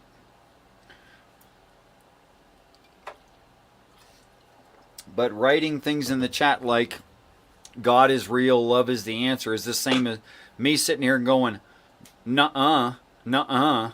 I mean, it's not an argument. It's just like the opposite view. By the Shows way, which team you're on, basically. I believe God is real, and I believe love is the answer. But those aren't like... useful. Yeah, they're tropes. They're tropes. It's just you're just saying stuff. You don't think Well- anybody ever read one of those and was like, "Oh my God"? You know what happened to me the other day? I was watching this live stream, and then somebody wrote "God is real" in the chat, and now it changed my life. And I was a hardcore anti-theist. I read that. Now I'm a theist. In fact, I'm a Right. Christian. Yeah, I don't think that ever happened either. I doubt it. No. Although God is mysterious. Yeah, it's more likely to have been a tree or a waterfall, something like that. Showing the love, my bro. Peace and respect to you. Now, if you want to pull that love is the answer thing and look at it in terms of frequencies, where everything's an energy or frequency, and instead of us, getting on a boat or whatever, this fixture that you're talking about to go to a new Earth, it's actually about frequencies and wavelengths and radiation. And unconditional love has the highest frequency, and that is going to exterminate or radiate or burn everything of lower frequencies when the end is here. Why is that mutually exclusive? Why is what mutually exclusive? Love conquering all and us physically leaving the planet. Why is that why are those two ideas mutually exclusive? What is contradictory in one concept versus the other concept in a one-for-one comparison? Well, you are saying we're leaving the planet. I do not think Right. we're going to leave the planet. I think the planet is going to become a new Earth in terms of Okay. rejuvenated. It will be people And- of the higher frequencies will be protected, and everything else will be fucking destroyed. Okay. So everything So that's godly how about will if I remain. agree with you that love is the answer? I'll agree with you that love is of the highest frequency, that everything else is below that, Okay. and love is the greatest thing, and that love will conquer all. I'll agree with all that. And that our love and understanding and enlightenment, ideas like that, will be what elevates us and makes everything better. You good with all Okay. that? Solid, Okay. right on there. Okay. Now I have a real problem for you from within the text. Okay. And I just want to know how you justify this part of the text. Uh-oh. Do you know which verse it is by chance, so I can look at I'm finding it now. It's not going to save you. I do not remember numerical sequences. I have to repeat them so many times Yes, same that here. it like more than 27 times to remember a number. That was a really specific number. Is Yes, that sir. the number? I think I'm that's the number of 54 times. years old and I know what I am. Isn't that the number of times that you have to repeat something to learn it, sort of by force or through Yes. repetition if you're not interested? And it's like Precisely. three. It's 3 times if you are interested or if you're playing the game. Right. Yeah. Yep. 27. That's the magic number. I thought 3 was the magic number. Only if you're engaged in the activity. So, like the way that we teach kids in school, they'd have to do it 27 times because they're bored and uninterested. But if they were learning through playing games or something that was fun and engaging, they don't have to do it. I think 3 times. Well, it depends on the topic and the student, their personal interest, but 3's premium, yes. Okay, so I'm going to just read this to you. And let me go to it so I can get it in context. So here we go. The book of Revelation, chapter 18. First of all, let me just ask you, does the book of Revelation have relevance? Is it pertinent? Is it true in the Bible? Or should it all be thrown away? There's a lot in the book of Revelation that's true. It's just not interpreted correctly. So there's parts that are poorly interpreted. Do you have specific parts that you reject for their interpretation that you'd like to reinterpret? And is this one of them? Well, I don't know about all the versions that you've read, but I mean like how people read it and interpret it, so. Oh, okay. So when churches talk about it, that's very subjective. I totally agree. Very subjective, which is like why I dig into the definitions of all these words. Okay. So let me just read this to you so we can gain context. Speaking of the earth and the people on it and how we should think of the earth during end times. That's the context. Rejoice over her, heaven, and ye holy apostles and prophets, for God hath avenged you on her. Speaking of, the dead under the throne of God, and they're avenging. And a mighty angel took up a stone like a great millstone and cast it into the sea, saying, Thus with violence shall the great city Babylon be thrown down, and shall be found no more at all. What do you think Babylon means here? Well, he said it was a city, so. A city? Seems reasonable. Yeah, but at what scale? I don't know. I don't know. I think it's a culture. Like, I think we're in Babylon. I would need to really look at this to dissect. Okay, let me back up a little bit further. Really... Gain a little bit. Let me gain a little bit more context for you. Okay.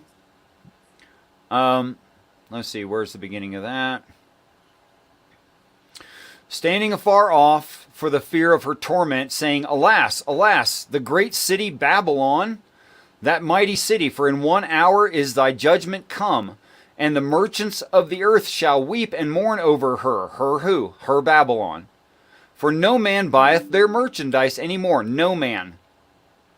The merchandise of gold and silver and precious stones and pearls and fine linen and purple and silk and scarlet and fine wood, and all manner of vessels of ivory, and all manner of vessels of precious wood, and brass, and iron, and marble, and cinnamon, and odors, and ointments, and frankincense, and wine, and oil, and fine flour, and wheat, and beasts, and sheep, and horses, and chariots, and slaves, and souls of men.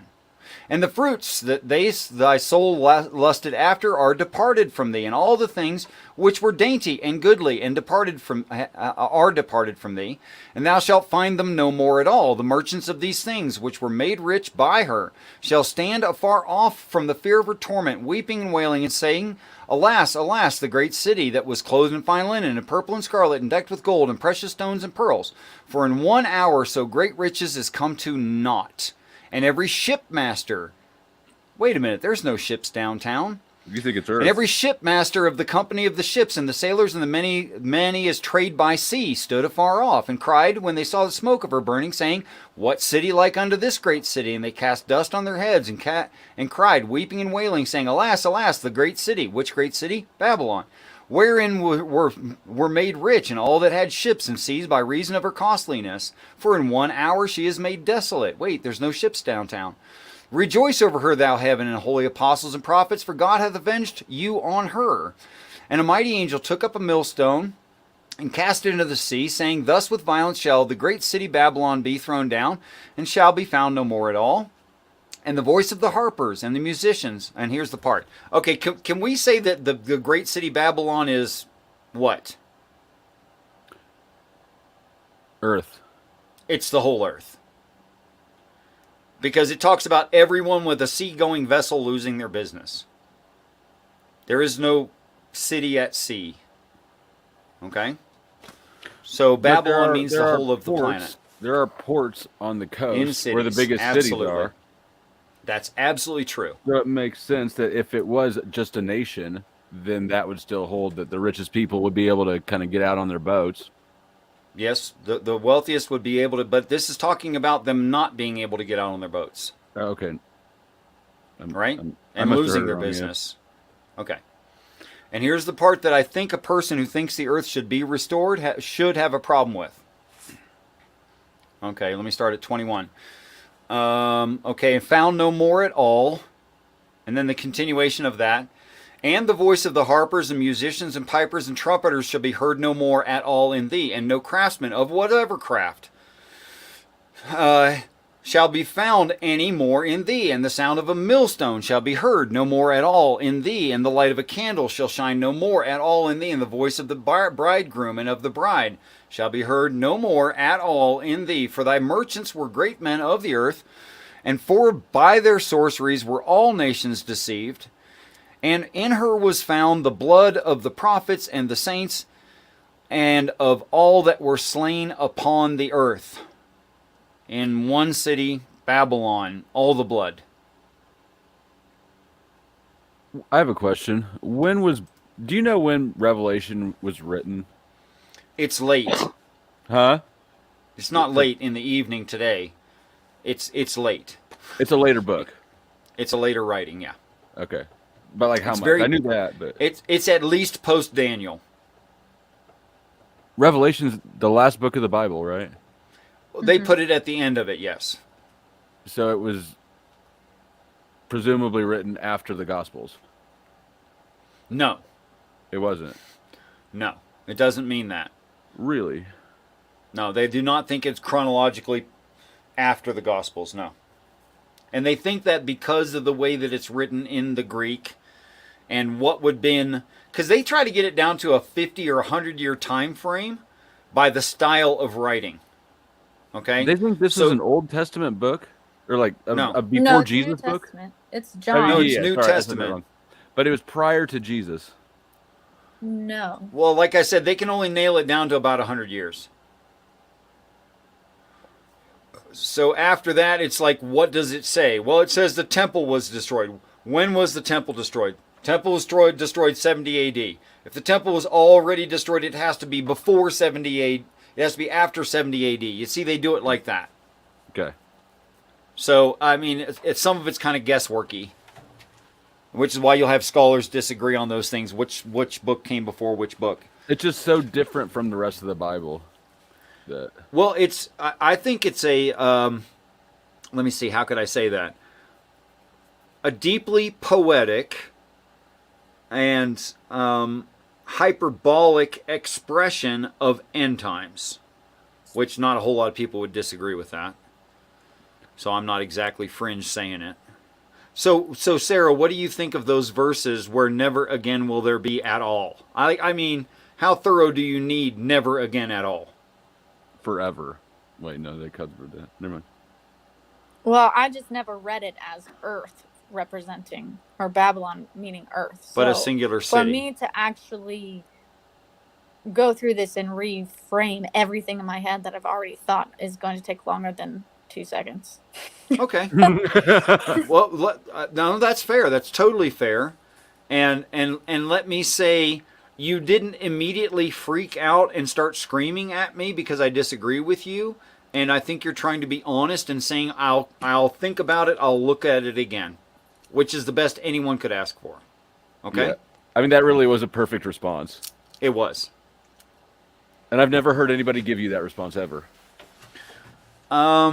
William Math Pig, Wild Heart, my buddy Derek here, and about 40 other people. I mean, it's actually getting to be a pretty long list of people who do. Right on. All right, Hey, I'm so gonna bounce out. Thanks for having me I dare on. you. I dare Oh, you. thanks. Thanks for coming by, man. Take it easy. Peace. Okay. For anyone in the side chat, the link is at the top of the side chat if you want to come in. So the most that I could ever ask for, and I hope the most anyone ever asks of me, is honesty. You know, and I think it's not reasonable to ask more than honesty. Like, a person should definitely have 5 minutes or more to consider a thing. Totally.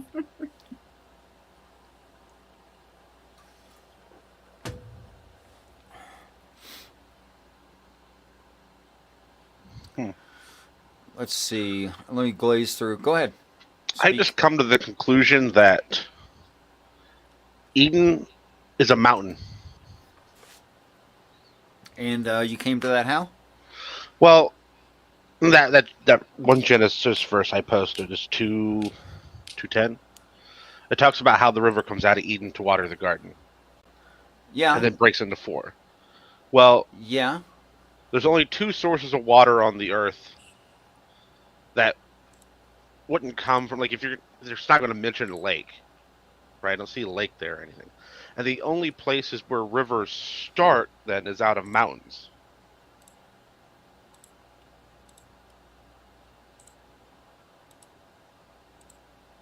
Okay. Go ahead. And then you have verses like, Lucifer being thrown down from the mountain of congregation, or like references to God being on a mountain, or like he's on a Oh, mountain yeah, that's somewhere. almost endless. You're right about Yeah. that. Of course, what you have to understand, Serb, is when you read in the NIV, the KJV, etc., the word mountain, that's only half the idea. And actually, it should read from a perspective on top of the mountain, looming over you, looking down upon you from the looming mountain. That's a complete idea. I think that still fits. See, it doesn't unless you're under a cliff with an overhang. I mean, mountains have cliffs. Some do.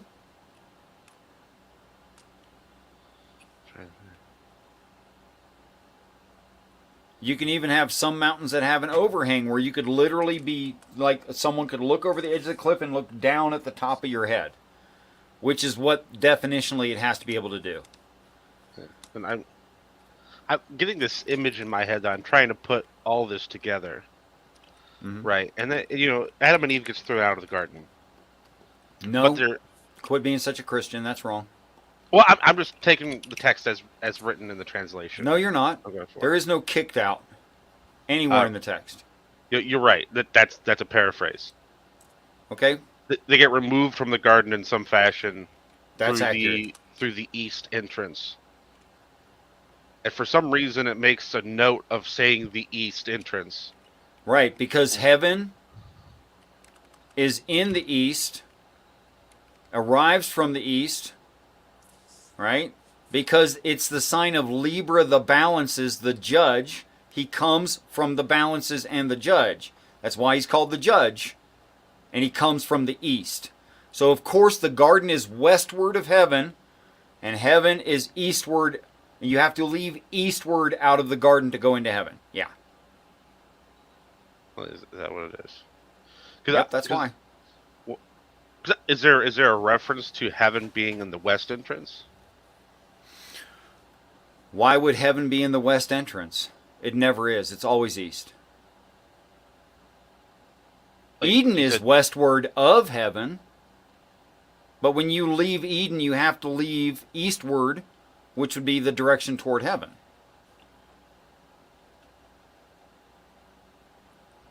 Okay, so the river flows out of Eden into the garden. They leave the garden east. Are you saying Eden is west of the garden? Yeah, if you read the rest of it, that Eden is west of the location of the writer. And he Okay. builded him a garden westward. That's in the text, specifically westward. If he wait, so if he's in Eden and he builds a garden, He's not in Eden building the. What are you in a couch as you build it? That's silly. no, because Eden and the garden are two separate things. So I'm trying to figure out how No, they're. it's not. Yeah, it says Who the told river you comes that out Eden and the garden is two separate things? well, the river comes out of Eden to then water the garden. Okay, you see the problem there, yeah? Do you know Well, that I don't see a Eden problem. literally means a walled garden that God finds pleasurable? That's what the word Eden means, is a walled garden. Did it become that meaning because of the phrases like that? Nope. I don't know how we know that. Because of the Hebrew word Eden, Yeah. and we know what the word Eden means. What does the word It Eden means mean? walled garden of God's pleasure. I'm not kidding you. I mean, that's what Eden means. Okay, so then why is the river coming out of Eden to then water the garden? You're If the right. garden That is doesn't not make Eden. sense in that translation. Why are you keeping the translation and insisting on a translation? Well, it seems to be true of. I have a whole list of different translations. They all seem to be saying the same thing. Yeah, they all interpret it. The churches all interpret that part the same way, but those aren't the words. Okay, well, what does your Bible version say? It seems like it says the same thing, doesn't it? No. I mean, there's more context to it, but Oh, okay. Context. I'll just read it to you. Okay.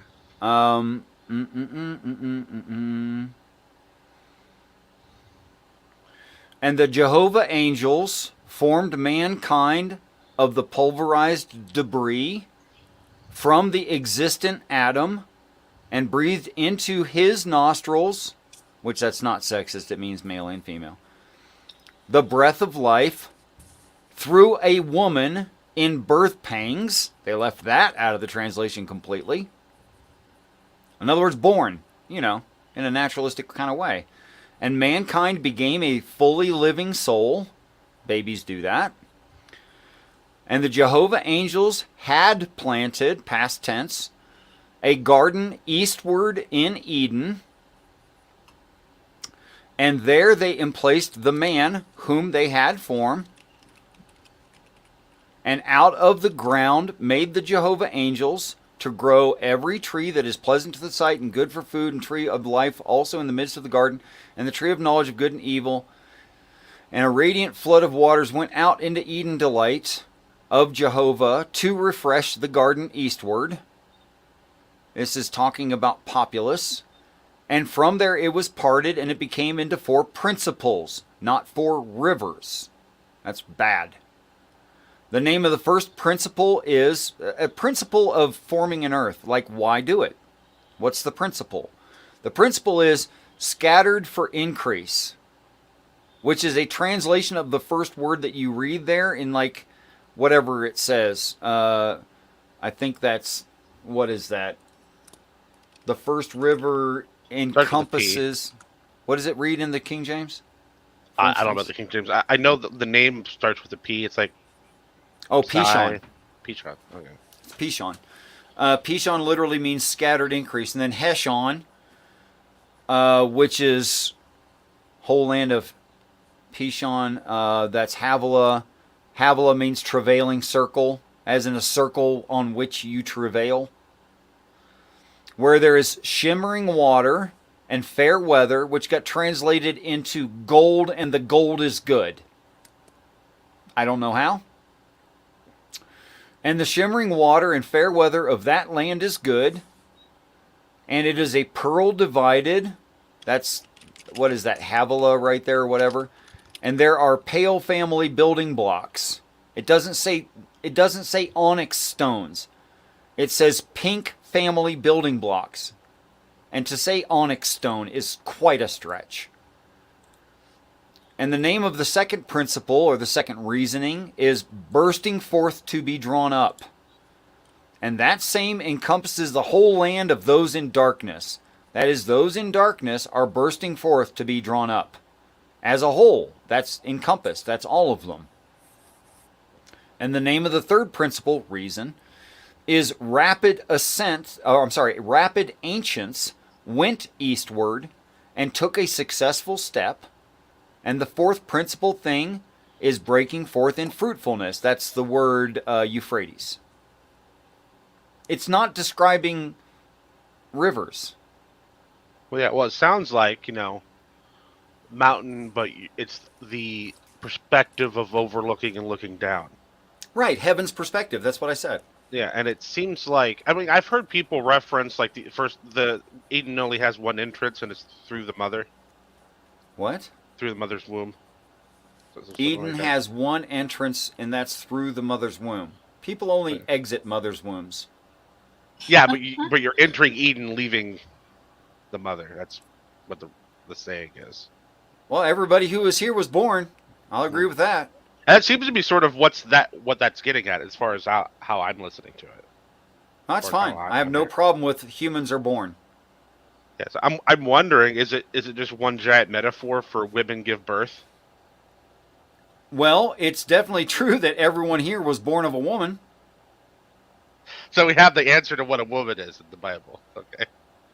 No, in fact, when it says the fountains of the deep broke open, that word fountain right there means an eye in the landscape that issues forth things that cry. I can think of an eye in a certain landscape, and what issues forth out of it is things that cry. I can't think of it. But it's not an underground water system. I mean, there's water along with it. You say underground water system. So that my first thought before the mountain was maybe it's a artisanal fountain. Yeah, except artesian fountains don't cry. Artesian. I mean, you could say they cry metaphorically because water's just seeping out of them. That would not be called a fountain if it just wept. Well, I mean, but That would that's be what they a do. wet place on the side of a rock or something. It wouldn't be a fountain. Well, no, the fountain goes on top of the artisanal source. Now you're just like, I don't know, it's like special pleading now. I can say universally that when human beings are born, they're not born like falling down. They're like coming outward and upward and stuff. And that's normally because the person wants to lay down for the birthing. And not only that, but they cry. And they come out of something eye-shaped. And it's consistent with the idea that waters is piss-wasting sperm, urine. You know. It's all very consistent.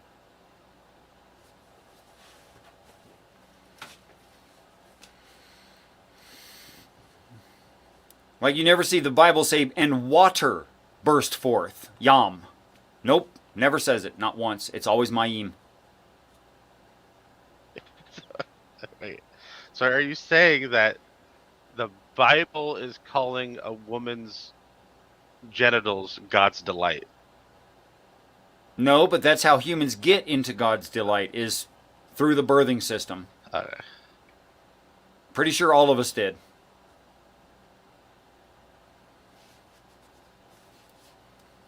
Unless you have an argument for that. No. I didn't think so. There's just lots of weird things in the the normal translations. Like it seems super weird to me. Like you're gonna.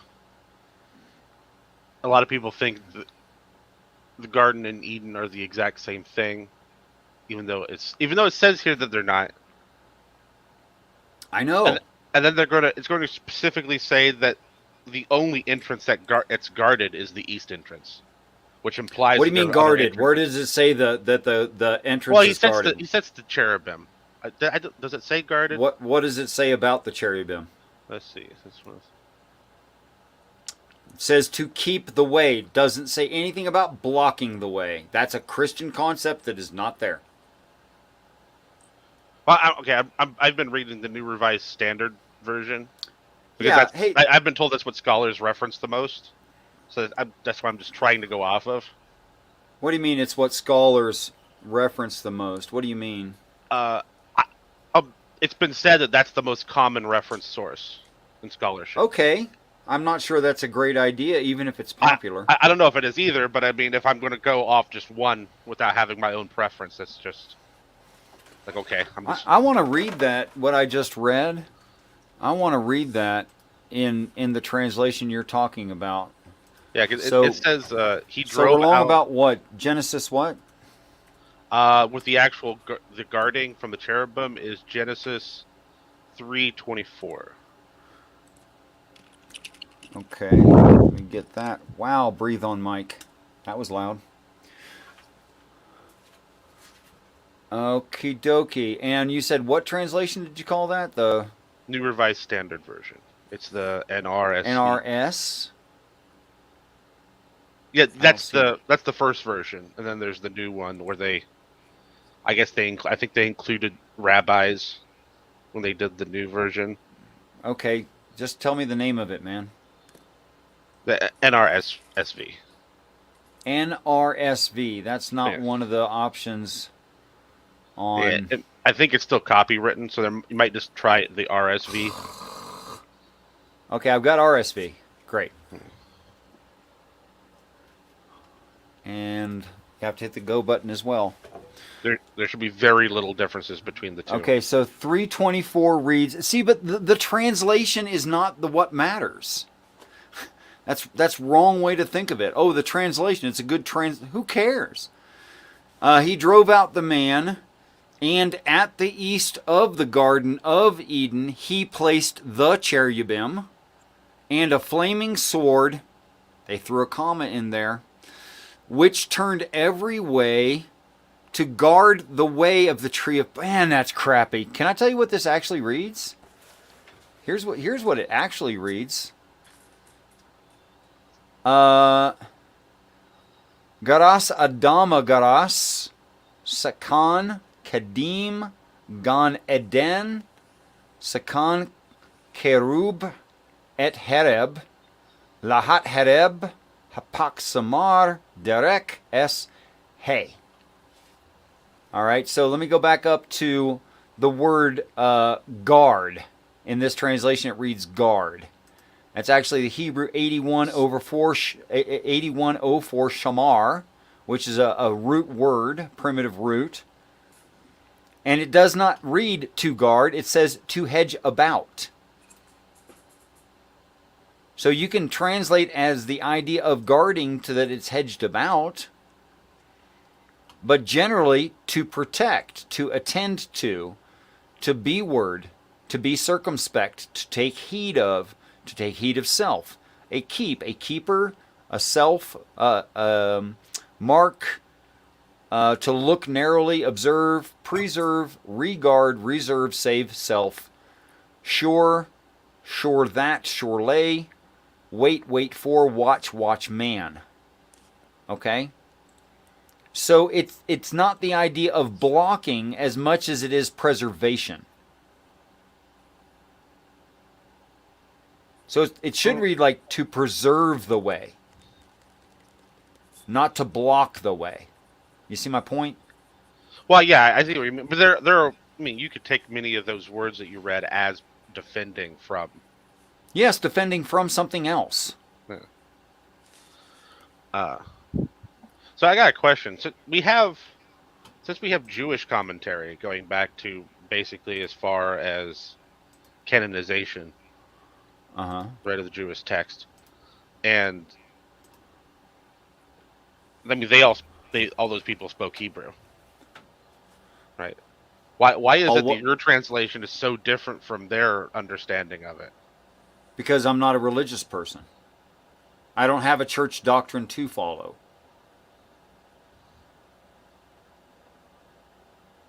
Okay. Like they're not telling me what to think. I'm just translating the words and saying, okay, what's the context of these actual words without any church doctrine?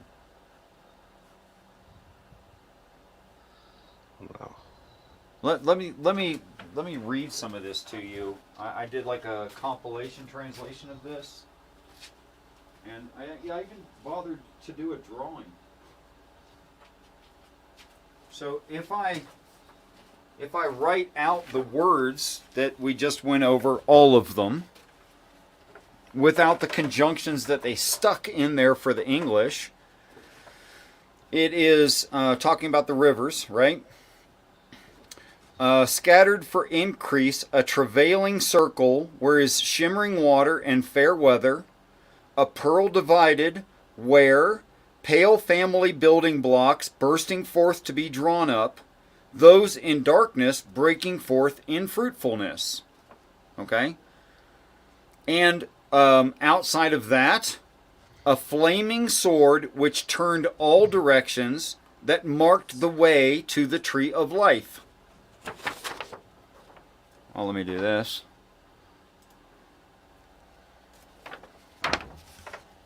Oh, that's crappy. Let me turn off my green screen. You can't see what the heck I do here. Hold on a second.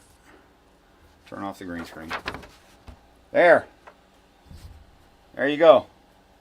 Oh, With okay. the moon at her feet, the Garden of Eden with the flaming sword outside of it. That is the solar system. Ah, okay. Which is why it has 12 stars around it that form a wall of rotating gates, which is what the word Nazareth means. I mean, that's literally what the word Nazareth means, is a walled city of rotating gates. There is no walled city with rotating gates. I mean, do you get my, I don't know, my issue and what I'm trying to figure out? Who do I listen to? What do I go to read to know what this means? Okay, Because like here's when my I was argument. okay, Go ahead. Sorry, go ahead. I was gonna say when I was in high school, really popular slang was broken meant something was really really good. Uh-huh. Right. So if we wrote a text that called something broken, it wouldn't actually mean what it literally means. Like if you Sure. went later on to look up a regular English dictionary from the time, you wouldn't understand it. You would have got it completely wrong. And then when the experts that would have known translated it to it was really really good, you would have said no, you're all wrong. Right. You have to understand the idioms of the culture, yes.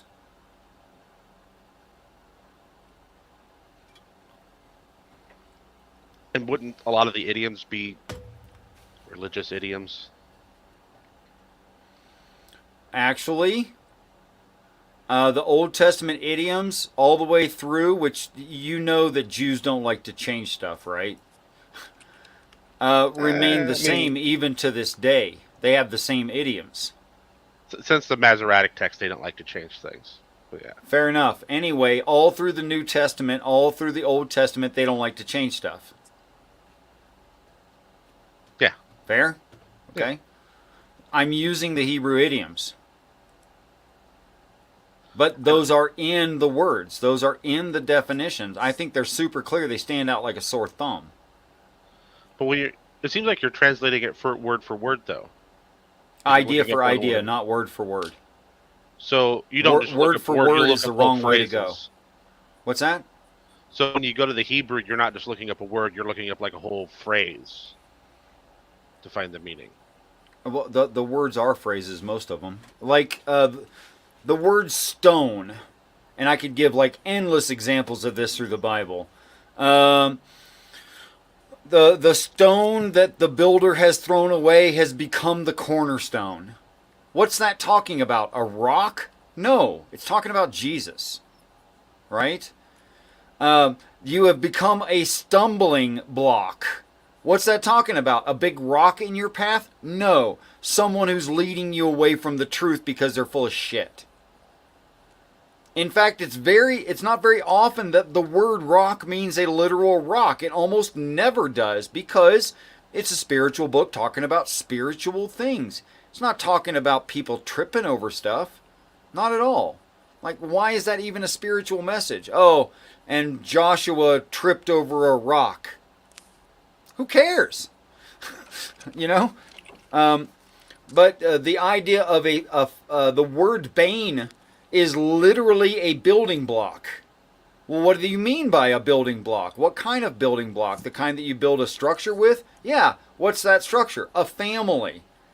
So bane is a building block with which you build a family, i.e. a son. That's how you build a family in that culture. So does it mean rock? Should I read the word onyx as a black rock? No. Is onyx even a black rock? Some of them, but they also range through pink.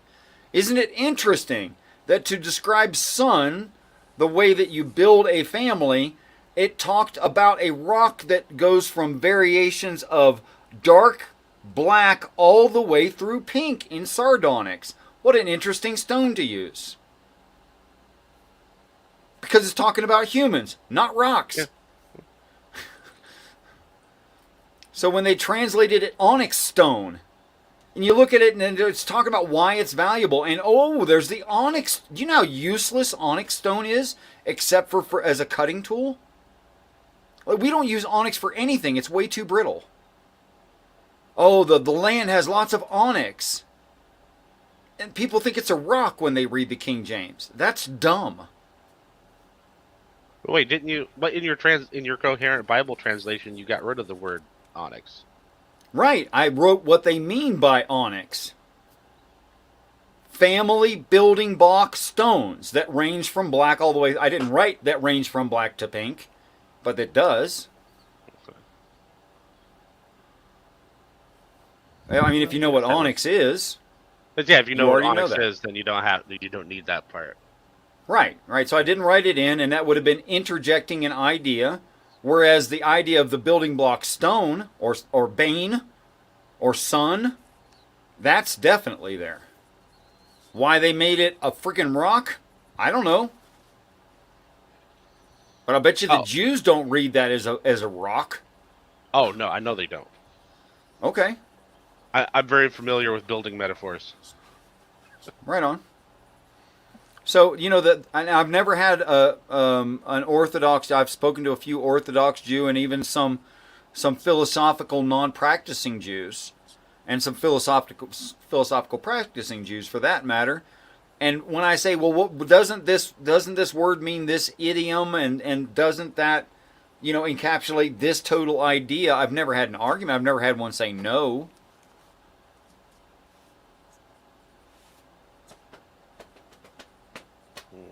But then why do they disagree with you about Who? Genesis? The Jews. Who? I've never heard a Jew I guess disagree it'd be with me the about rabbinical. Genesis. Be the rabbinical Jews, because If you want to find me a Jew that'll argue with me, I'll have that argument. But so far, the Jews over on Torah and Friends, they don't argue with me. The local rabbi here, he doesn't argue with me. The printer lady who switched to Judaism, which we did bumper car Bible study on empathetic atheist, she never argued with me. I mean, this is gonna sound bad, but is it possible that they're like? So I've noticed a stereotype. It's always possible. Yeah, I've noticed a stereotype with Jews when it comes to talking about the Torah, or the Tanakh, I guess, not just the Torah. Yeah. They seem rather See, but you're not allowed to racist. say that. Wait a minute, Serb, you're not allowed to say that right now. I'm not. And I'll tell you why you're not allowed to say that right now. Okay. It's because you just flipped positions. Because you just said, are we sure of the translation? That's what you're saying right now. And before you said, we have to be sure of the translation. So which is it? What do you mean? I'm asking now if did they not maybe not argue with you because they don't care to argue their book. That's with always the Goyim. possible. That's possible. I am considered Goyim, a human cow. I get that. Okay? But we can't flip position saying this is an accurate translation. The Jews were hiding the translation. We can't flip between those two. That doesn't work. No, but I don't think the Jews are hiding it. I think the Jews, what do you as mean far then? as far as like when translating it into English, they're pretty similar to how the Christians are doing it. Yeah, but they understand the idioms, whereas the Christians don't, which is why the Jews will tell you to read it in Hebrew. If you're serious, read it in Hebrew. Well, I'm not going to go that far, but I am going to look at all the words. the Hebrew words and what they mean and look into the etymology of those words. I'm going to do that. But when you get done through the first 4 books, I want to look at it. I already got the link, I guess. Okay. Well, I'm just going to keep working on that same page. So I wonder how different it's going to seem compared to the you know, Jews and it compared to the actually. Christians. I mean, if you take any chunk of the idea for idea translation I'm doing, and reinterpreting back to the idioms, if you take any chunk of it, you compare it to like the King James, you're like, man, Richard's way off. But if you read a lot of it continuously, it totally makes sense in itself. Oh, yeah. I have my own project on the side. We're going about this 2 different What are ways, you working though. on? I'm just taking the New Revised Standard Version, and whenever a Christian tells me the word is wrong and the translators got it wrong, I'm just going to put a big red line through the text and put a note that says, "This Christian told me you guys are stupid, and this is what should be here." And then I'll get the right Bible at the end of it, I'm sure. No, you just have a marked out Bible because the Christians can't agree. Come on, you better use like highlighter instead of something opaque.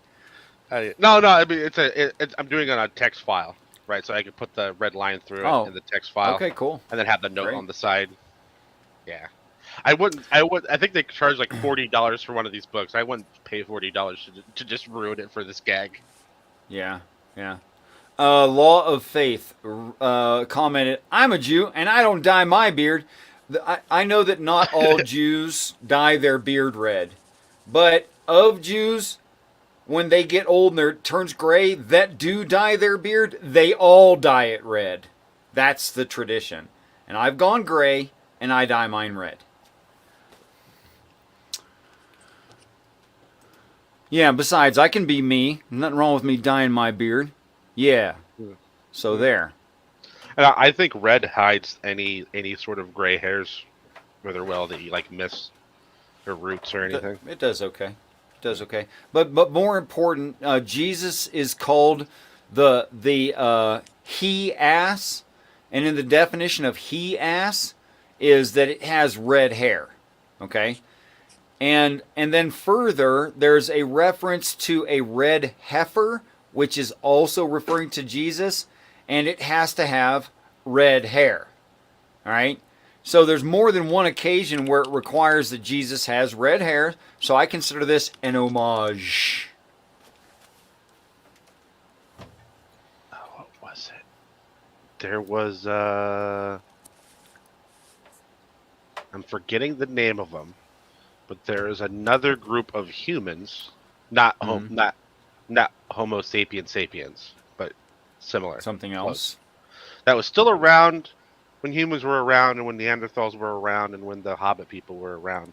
But they were slightly taller, with bigger heads, and Don't they were say said to Hobbit have red people. hair. It sounds so unprofessional. I know, but like Homo florensis, am I saying that's not? I think that's the right name. Homo floresiensis. Floresiensis. I can't even From the island of Flores. Floresiensis. And they don't have hairy feet, but I like to think of them as having hairy feet. Doesn't much matter, I suppose. Okay, so in that time frame, there was a red-headed caveman. Is that what you're saying? I mean, I don't know if they didn't really do caves. They were Whatever. I'm saying it colloquially. Yeah. Okay. Maybe I'm they just wondering evolved if from they're- the beginnings of the orangutan. Oh, I don't. No, I don't think so. I mean, it's a separate thing, right? Well, no, but they come after Homo erectus, right? So they're in our family That's line fine. from the rest of the apes. That's fine. I got no problem with that. Okay. Last thoughts. Wrapping it up. Okay. I was actually going to ask if we could go back real quick, but I'll just say it here. You guys want to wait about 5-7 minutes for me to come back? I don't care. It doesn't. I think she wants to talk to you, though. Sarah, let's pick it up next time. Keep your notes, okay? How about I tell you what I want to talk about, so then you can look at it and we can come back. Okay, go ahead. I'm taking notes. Go ahead. Okay. So what if Revelations 18 isn't about Earth? What if it's talking about the banking industry, trade and commerce, and money, currency, as in merchants, commerce merchants, and we're getting rid of money, as money is the root of evil, and it's easier for a camel to go through the eye of a needle than a rich man to enter the kingdom of God. Like all of these things. Before I depart, and I'll Mhm. study up on that and look at it through that lens and try to be honest as I can, although I am biased. I'll try to be honest. Okay. Would you happen to know what the eye of the needle is?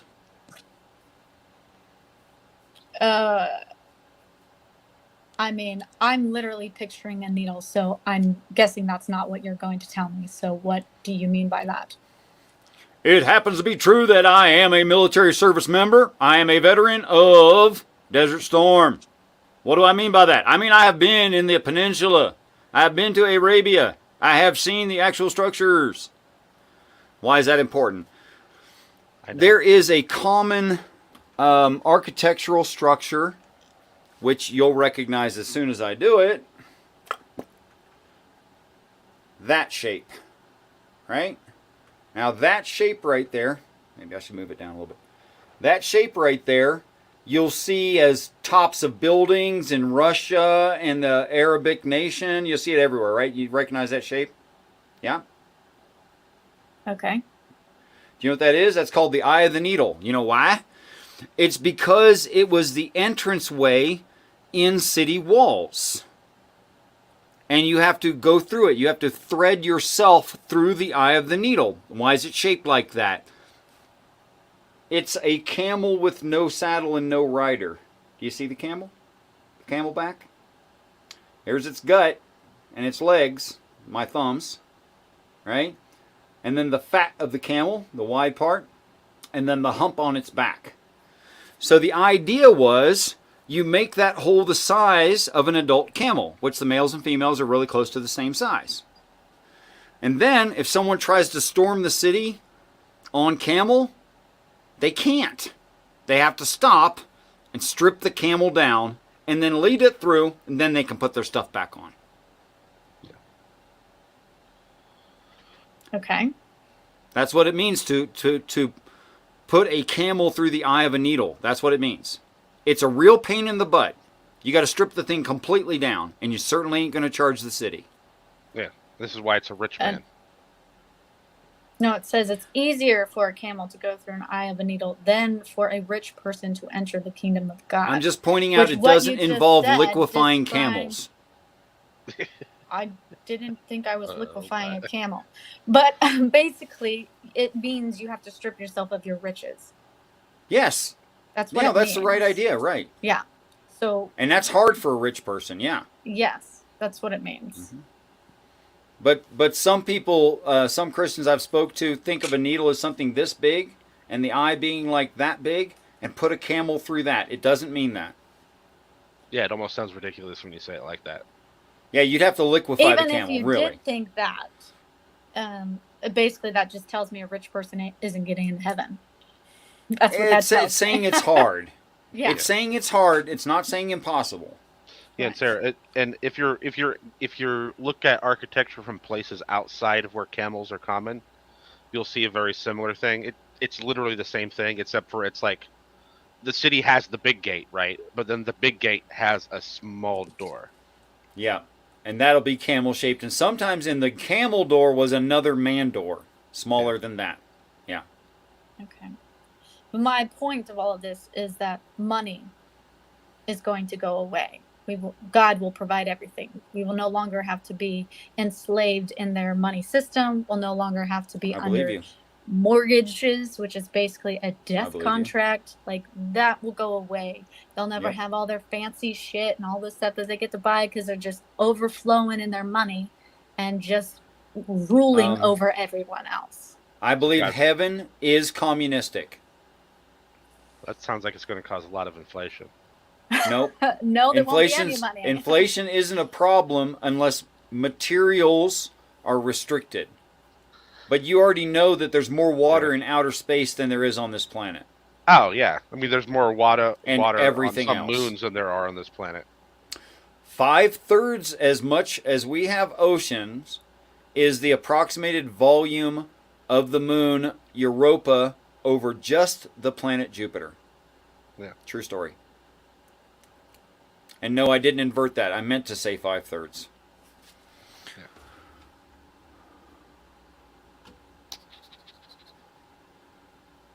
That's why we Okay. need I to was take not Europa. throwing gang signs. That is not true. I don't even know any gang signs.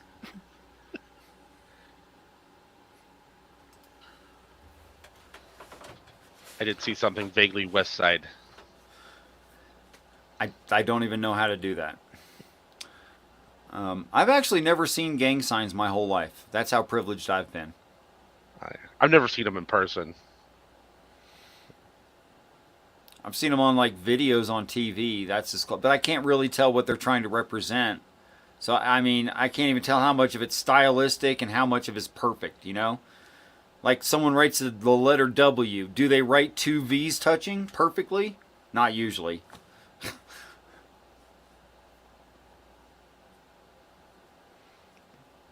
Right on, Law Faith Falcon Pipes. Oh yeah, I'm suspicious. I have no idea what you're talking about. Okay, guys. Sir, last thoughts? No, the penis. That's always a good thing to end a stream with. And I think vaginas are also terribly remarkable. In fact, more impressive. I think. They certainly stretch more. This woman friend of mine, she's in her like late 40s, I think. And she says, I don't understand the colloquial comparison between a woman's birthing organs and the idea of being weak. Uh-huh. And I said to her, what do you mean? She said, well, first of all,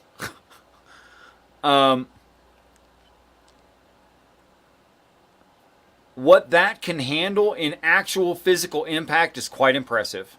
And then I can squeeze a baby out of it. And I went, you win. Oh, Not oh, weak. I take mine back. I got different last words. Because this is something I was going to tell you before when I came in and I forgot. Go ahead. That I thought was interesting. To the Lakota, I thought Yes. East means salvation and spirit. And to the No Navajo, to the Navajo, East means the place of birth, the human world, and a place of fire. Yeah. Yep, that all works, doesn't it? Yeah. By the way, most people don't know this. When the Bible lists, when the Hebrew and early Christians list the cardinal directions, it's in this order: east, north, south, and west. That's the circle of life of the native tribes. They say it in the same order. Yeah. Yep, It's something universal. much older. Yeah, it comes from something much older, as in, I think, heaven. Yep. Anyway, guys, thanks for coming in. You really helped me out, so I'm not just sitting there reading text. I really deeply appreciate it. I want you guys to all know that soon I'm going to be hosting a remote viewing / internalized information / prayer session where I'll be using a double-blind survey to show you that you have this ability. And I'll schedule it, post it probably a week before I do it to give people a chance to know that it's going to happen. Okay? Okay. Because I've got best results in prayer on average out of atheists. Weird, huh?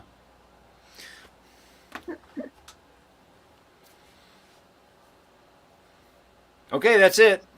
All right. That's Thank it. you. Have a good night. Thank you. All right, see yourself to the door. Peace. Love you guys. Thanks for dropping by. To everybody in the side chat, thank you all so much for your participation as well. To anyone who viewed this and didn't sign in, thank you as well. I'm sorry I can't mention your name. You didn't write it. And to anyone who might watch this in the future, I want you all to know that I do love you. And I look forward to the day that we're all great friends.